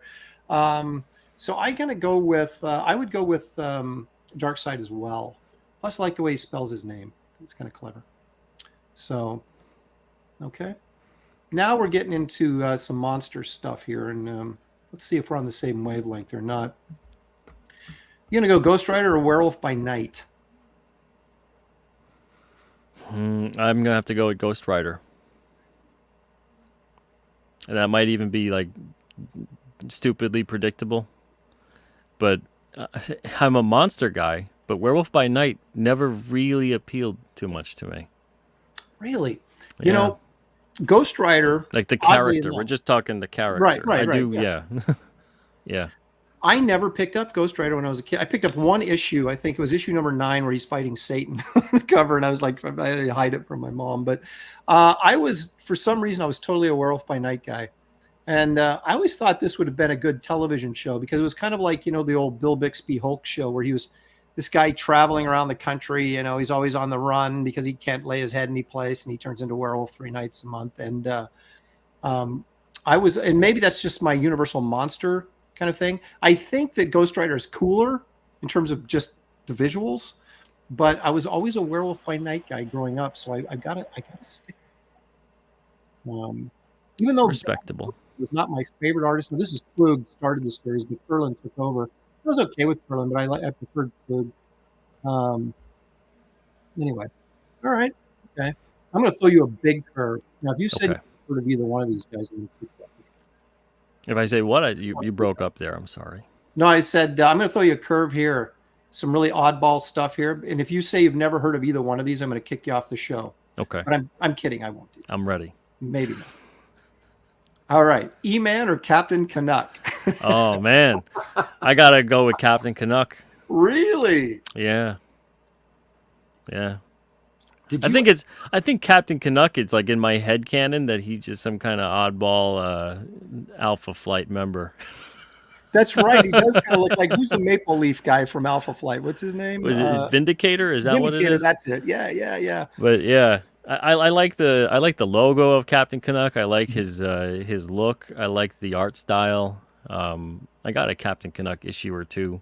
Do you really? Yeah, I never got into E-Man. E-Man was weird, but I always liked Joe Staton's work, and I really dug this cover. And I remember picking this first issue up and reading it, and I was like, didn't read like a Marvel book, it was a Charlton, right? It was like, and it was just weird, and I couldn't quite figure it out. Maybe I was too young at the time when it came out. I don't know that I didn't really get it because it was a 20 center, so it was probably 73, So I was young, I was 9, so that might have been why it kind of floated over my head, but it lacked the drama that a Marvel book would have. It would just seem didn't, even though something was at stake, I never really felt like it was at stake. Yeah. But I still like the costume, just the gaudiness of that 70s costume. And I still kind of dig it. Maybe it's just the nostalgia. So I go E-Man. I kind of like the logo too.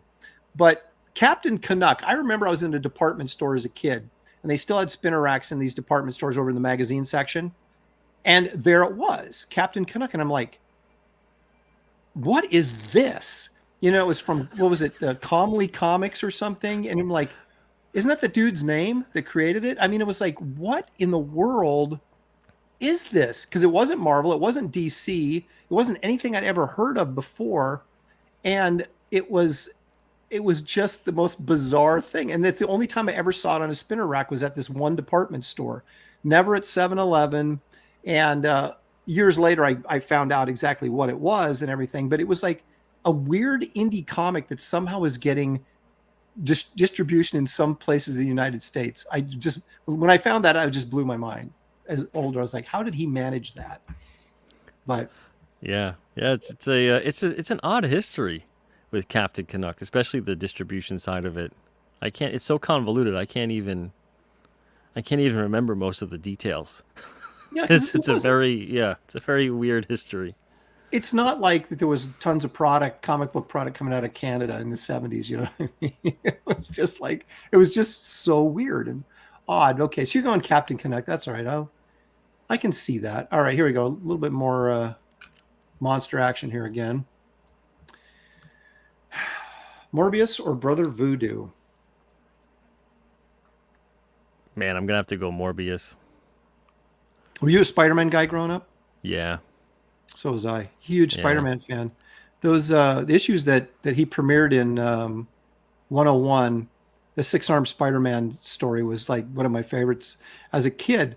However, I am going with Brother Voodoo simply because I don't even think I've ever even read a Brother Voodoo book, but I don't know, the Romita cover, and there's a next cover is Gil Kane. I mean, the Morbius one's Gil Kane as well, but it's just a killer. You should have put me up against Blade, man. Then you would have had me going, Okay. I just thought Brother Voodoo was so outrageous, even as a kid. Yeah. I was like, this is cool. And there was something about when you're this white suburban kid, right? And they're doing like blaxploitation comics. That's essentially what these were, right? It was like Luke Cage and things like that. They were fascinating. And it was like, I got to read this. This is like something I don't experience. I don't know anything about this. And so I thought these guys, I thought it was cool. But they had good artists working on it too. So that might have, it was always with the art with me. But I did like Morbius. But I'm going to go Brother Voodoo just because it's odd. And I'm an oddball in that sense. I'm sensing a bit of a, you're picking what I'm not picking. Is that on purpose, Mr. Lepresti? Give the folks some variety, right? All right, what are you going to do here? Let's see. Master of Kung Fu or Iron Fist? Oh, boy. Man, I'm going to have to, I don't know, I got the weirdest and only reason at all that I'm picking Iron Fist is because when I was a kid, I loved Wolverine and Sabretooth. And I loved the first appearance issue that I got. That was a Marvel Milestone or Marvel Masterworks, whatever that was. I forget the exact name of the series. Marvel Fanfare. Was it Fanfare? No, it was when they had the gray or silver border. Oh, right, the and Milestones. It was a reprint. Yeah, the Milestones, yeah. And I had that issue. The first appearance of Sabretooth that was in Iron Fist. I think it was like Iron Fist like 14 or something like that. I have the actual comic. So Look there. at that. See? Jealous. But yeah, that's the only reason I'm picking Iron Fist. I liked the fact that Master of Kung Fu's dad was Fu Manchu. I thought that was really cool. But because, in the 70s, superheroes reigned supreme, at least for me as a little kid, other than monster books, the fact that Iron Fist actually had a costume and was a superhero, and you had this cool Byrne artwork in there, who I didn't really know, who John Byrne was at that time, but I knew it was interesting and different than what I was seeing. Although, Zek and Paul Gulacy did great work in Master of Kung Fu as well. So it's not like that book wasn't well drawn, but I think it was just the superhero element of it that made Iron Fist sort of, the thing for me. So, hey, there we agreed. How about that? Yeah, that's great. Okay, also, Master of Kung Fu, I appreciated Bruce Lee more than the comic book counterpart. Right. Well, we were so into Bruce Lee movies, and that's basically what Master of Kung Fu was. They were trying to kind of do a Bruce Lee adventure strip without getting his permission. Okay. 2 classic monsters here.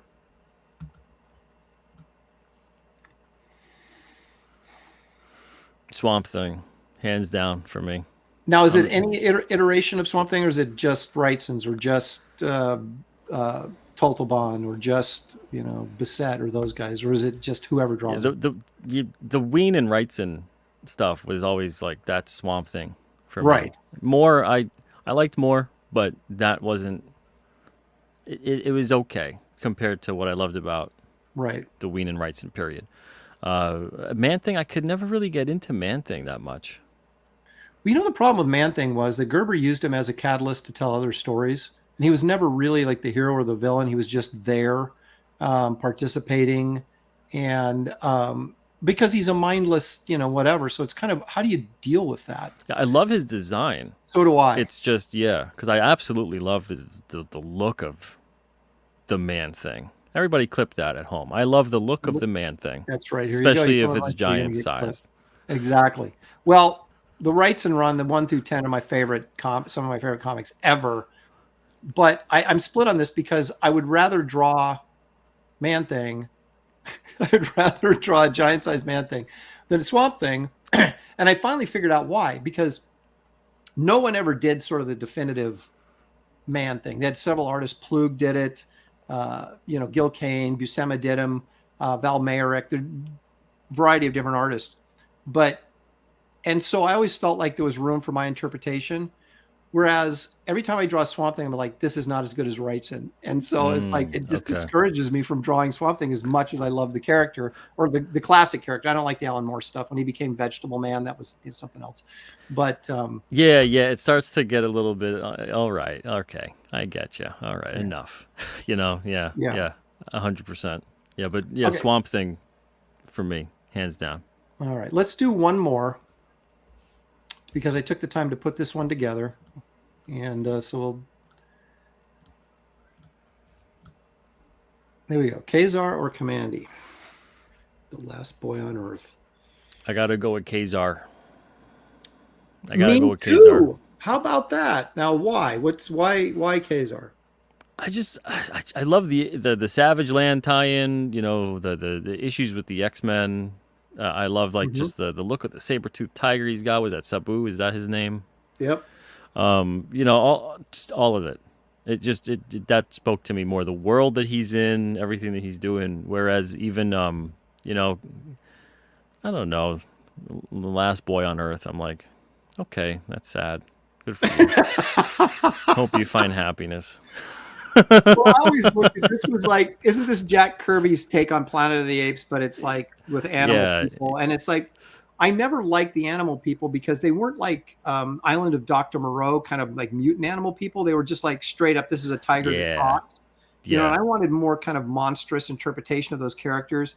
Even though I do kind of like the idea of this futuristic society this has kind of happened in. but you give me dinosaurs and cavemen and cave chicks all day long, and that's where I'm at. So Kazar by John Buscema any day. Yeah. There you go. All right, so that's our 70 showdown. Now, Citizen Ronan wants to kick us both. I'm sorry, Citizen Ronan. oh my goodness. The heart wants what the heart wants. It does. It's just it is what it is, man. And talking about Man Thing, Geek Avenger says this conversation got awkward really quick. Yeah, well, what are you going to do? All right, so Pete, what we're going to do is we have to take a look at a few cryptid videos just because that's what we do here. And then we'll wrap up the show with us going back to your campaigns and checking everything else out. But let me run the intro since I have it prepared.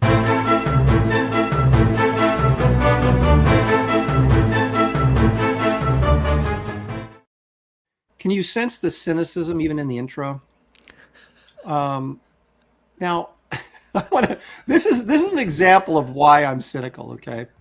I want to show you this.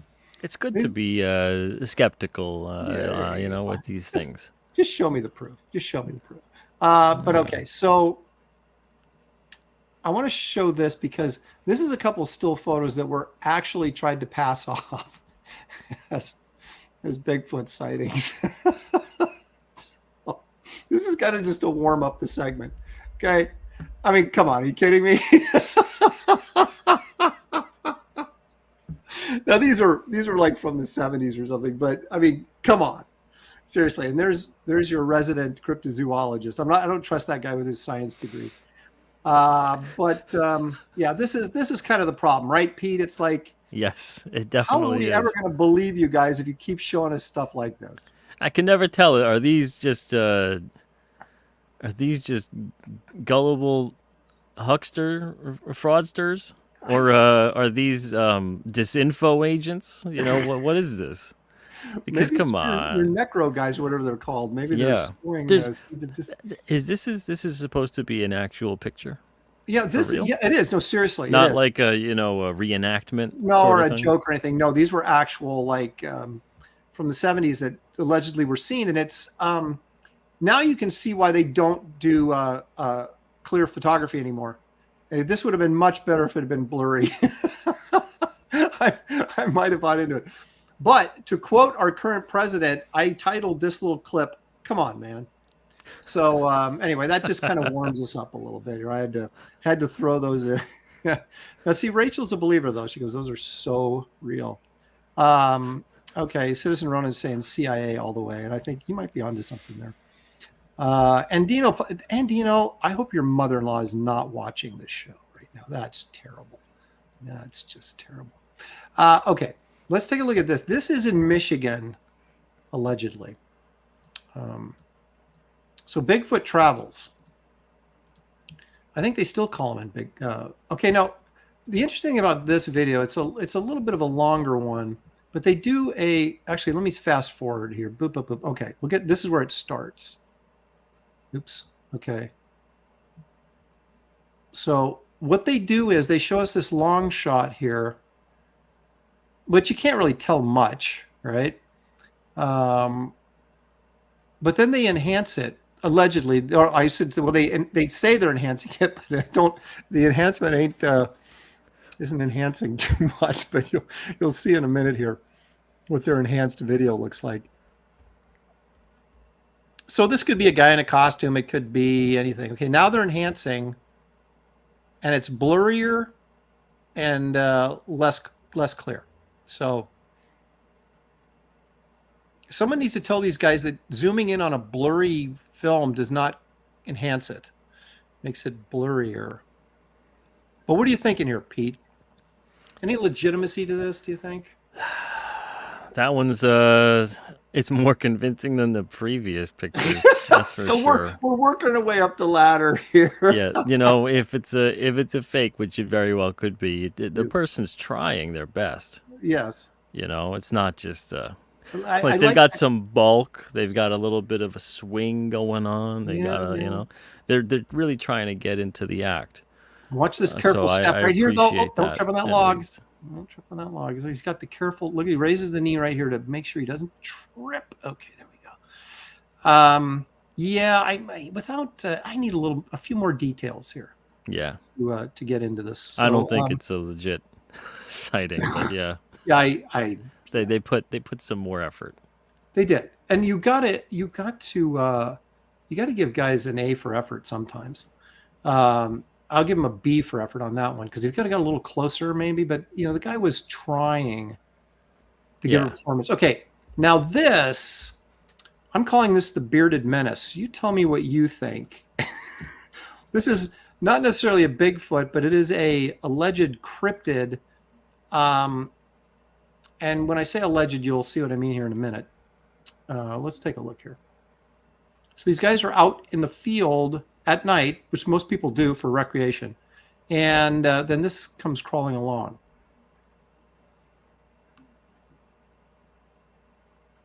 Now, right here, we start to see this is a dude with long hair and a headband on. Long hair. There's his mustache.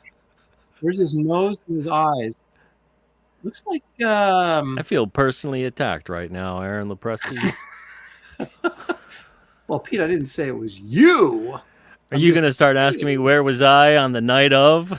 I'm just saying that this is maybe some guy's buddy after a Zeppelin concert or something, maybe. It's like, hey, bro, go out in the field, bro. Yeah, walk like Bigfoot, bro.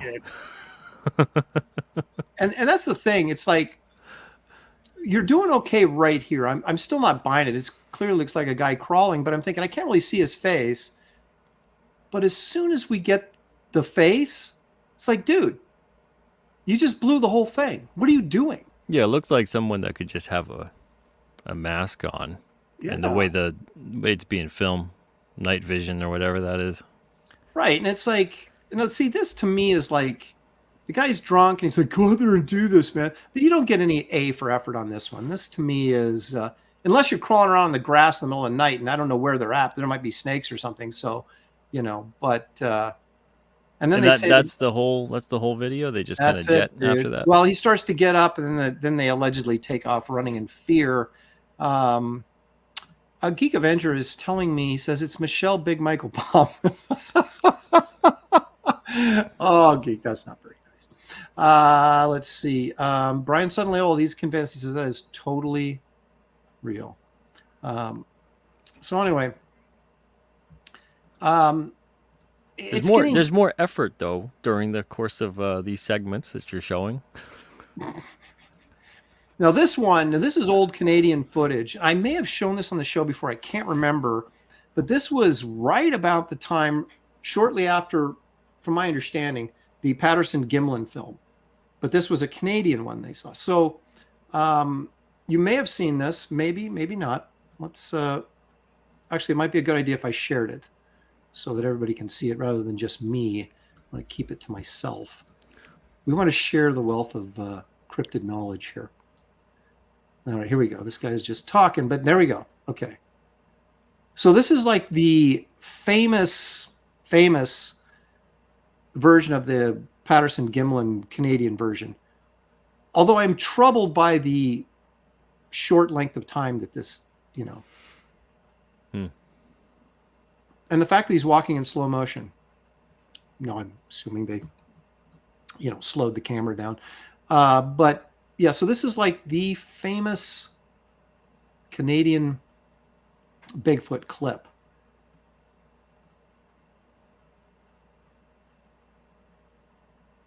And why is Bigfoot always walking away from us, Pete? Why aren't they walking towards us? Why is that? They're always walking away. Where are they going? I don't know. I think if I was Bigfoot, I'd be walking away too. Well, I don't know, but wouldn't I be food? I mean, if you're 8 feet tall, like say you're like as big as the Jack Link's Bigfoot guy, right? Wouldn't you just go and oh, there might be food over there. Or maybe, hey, that guy's in my territory, I'm going to go rough him up. But no, they're always walking away. So I don't know. You can't gather much from this, obviously. But yeah, I'm more inclined to trust people's stories of encounters of Bigfoot than I am with a lot of the footage. Well, and with AI becoming more and more prominent, we're just going to get more of this stuff, and it's going to look better, and you're just going to know that it's fake. So, Art of Roy, he says it. He says no animal walks like a man except a man. I agree, and that's usually the problem with these guys. There needs to be more like Planet of the Apes training. There needs to be more a monkey school for these guys. If you're going to go out and make a film, make me believe it. Give me a monkey performance. Just don't get your buddy to wear the costume. He's got to perform it. So that's what if I don't achieve anything, Pete, other than that, by doing these segments, it's to get me better Bigfoot footage. I want a performance. I want something that I can really, pardon the expression, sink my teeth into. Oh, so you have anything else, or you just got Bigfoot? That's it. That's all we got for this week. You know what's getting difficult? I'm going to take a hiatus and change the topic and start talking about dinosaurs every week, because I'm running out of Bigfoot videos. We've been doing this for months, and I can't even find even halfway decent. Like, I just found this. I almost put it on, but then I was like, this is so bad, I'm not going to do it. Well, actually, let me rephrase that. It wasn't so bad that it was laughable, but it was so bad that it was clearly fake. So therefore, I was kind of like, what's the point? But this guy supposedly in England filmed this alien thing in his backyard, and it was clearly a little rubber puppet thing. It's just like, come on, man. But anyway, so there you go, Pete. I'm still not convinced, but hope springs. The only footage I've ever seen involving Bigfoot that has me questioning whether or not it could be real would be stuff where people are capturing sounds and things like that just don't. I've never heard animals make those kinds of sounds. But at the same time, it could be whatever. It could be, there's all kinds of things. I don't know what the hell the sound is. Exactly. And of course, my biggest complaint is if we can get actual footage of a giant squid which live miles beneath the surface of the ocean, we're finally able to do that. You telling me we can't get a decent shot of a 7-foot tall ape man in the Pacific Northwest? Come on, man. I just want the proof, Pete. It's strange, man. People have a lot of stories, that's for sure. It's true. And, I will say this. Something's going on out there. But what is it? Yeah. That's the question. I agree. And they're covering it up, and it's always like, to what extent do they need to cover this up? Well, it makes makes me suspicious. Well, and that's the thing. It's like, it's with the whole flat earth thing, right? It's like, why would you be hiding that if it were true? What's the conspiracy? What are they gaining? I was watching, you ever seen any of those like people that talk about the moon landing is fake, and then they'll have like these short documentaries on why they think it's fake. And I saw this guy did a really good one. He showed all the reasons why it was fake, and then he debunked every single one of them. And you're like, oh yeah, I guess that makes sense. Oh yeah, I guess that makes sense. But I know why they would do it, I guess, from a publicity standpoint, and the race with the Russians and all that kind of stuff. But you got to believe that something that happened that long ago, if it was fake, there's a lot of people know that it was fake, and somebody's going to leak that information, and legitimately, and it hasn't really been done. So I'm going to buy into the moon landing. There's a long, weird history with the moon landing. I don't think we have enough time tonight. That's a whole nother topic. We could do a whole show on that. But anyway, let's do a whole show on this. Let's go back and take a look at my guest, Pete Simeti's campaigns again. So this is the Alterna website, which you will find a link in the description of this video that you can go and back. What are we calling this? The April 2024 lineup? Or does this have like a package name? Yeah, I mean, you could call it the April 2024 lineup. We certainly are. That's the goal, is to get these out within the time frame of the month of April. And that's why it's so important that we hit that goal, too, within the next 2 days. So we could actually do that as best as we possibly can. The books are ready to go to print. So as long as we hit that funding, we'll get things prepared, we'll send things to print, and then hopefully we'll be able to have them in our hands in time to deliver them to everybody for April. Real quick, what is your, you've got to know by now, working with the same printers and stuff, what's your turnaround time usually from print to books in hand? I mean, we ship them the files and you get them showed up at your door? Usually like 3 weeks to a month. That's pretty good. That's pretty Yeah. good considering. Yeah. Us There's been little some press exceptions guys, every they now push and then, us maybe around. 5 weeks, 6 weeks, but yeah, usually 3 to 4. Okay, excellent. And then the other one here is over on Indiegogo. Have you had any shadow banning problems, Pete, or are you okay over there? Not that I'm aware of, but Excellent. yeah, I haven't. They're just picking on me. Yeah, I haven't looked up our campaign and had trouble finding it within the Indiegogo search. So this is your opportunity to get caught up on King Cryptid. You can get issues 5 through 9, and if you've even any of them, you can get 1 through 4 on your regular Alterna site. Correct? Absolutely, yeah. And if you want, and you want to just wait to get all 9, you could get the catch-up tier as well, and that gives you issues 1 through 9. So you'll get a nice big pile of King Cryptid, and that's just $25. That's a big pile of King Cryptid. Yeah, you dive right in. Someone was asking earlier in the chat, where do they go? What should they start diving into? If you want to go with one series specifically, I have to play favorites. I have to say King Cryptid, but I would suggest go to the Alterna site, go to the bundles tab that we have on that site, and then there's a first issue bundle. And then that'll give you every first issue that we currently have in stock. And it's not even that much. I think it's like $25 or less. And you get like 15 or 17 books. And then you can see what you like after you get that bundle, and then get the rest of the issues as you see fit. Excellent. This was your first title, right? That you released was King Cryptid, right? Or am I mistaken? No. Of your current running stuff, though, that you've got. Isn't this your longest running, or am I? Oh, no. This is only this came out last year. So King Cryptid 1 to 4 was last year, and then it came out earlier this year. The campaign was last year, and then 5 to 9 got started last year, I think around July, something like that. And then the campaign's still going on. But would you say this is obviously your most popular book? At this point in time, yes. This is our most popular title. But in terms of the longest running title that we have for a single issue series, it came out on a Wednesday. That one's on issue 20, and that's an anthology series, like horror, sci-fi, fantasy. And that would be the longest running title we have in terms of number. But this is your flagship character title right here, right? Yeah, this is my 7'2", 400-pound baby. Right. So yeah, that's why I can't. I'm a proud papa. So I gotta say, go dive into a big pile of King Cryptid. There you go. People they want to love Bigfoot. They do, Pete. And you're giving it to them in spades. So yeah, well, King Cryptid is a friend to all, no matter how big, no matter how small. Sounds like you got a Dr. Seuss book going there. So you guys get in there, back these projects. They're only going to be open for a couple more days, correct? On this one too, as well, or no? This King Cryptid campaign, they've got till after the campaign fulfills. So the campaign will be fulfilling June, July, August. So this will probably close around sometime in August. And then the next campaign for King Cryptid 10 to 13, that's going to open in September. Excellent. All righty. But you got 2 days left on your one on Alterna. But you may extend it if you need to. But absolutely. Let's not make him need to, folks. Let's get in there, back those books.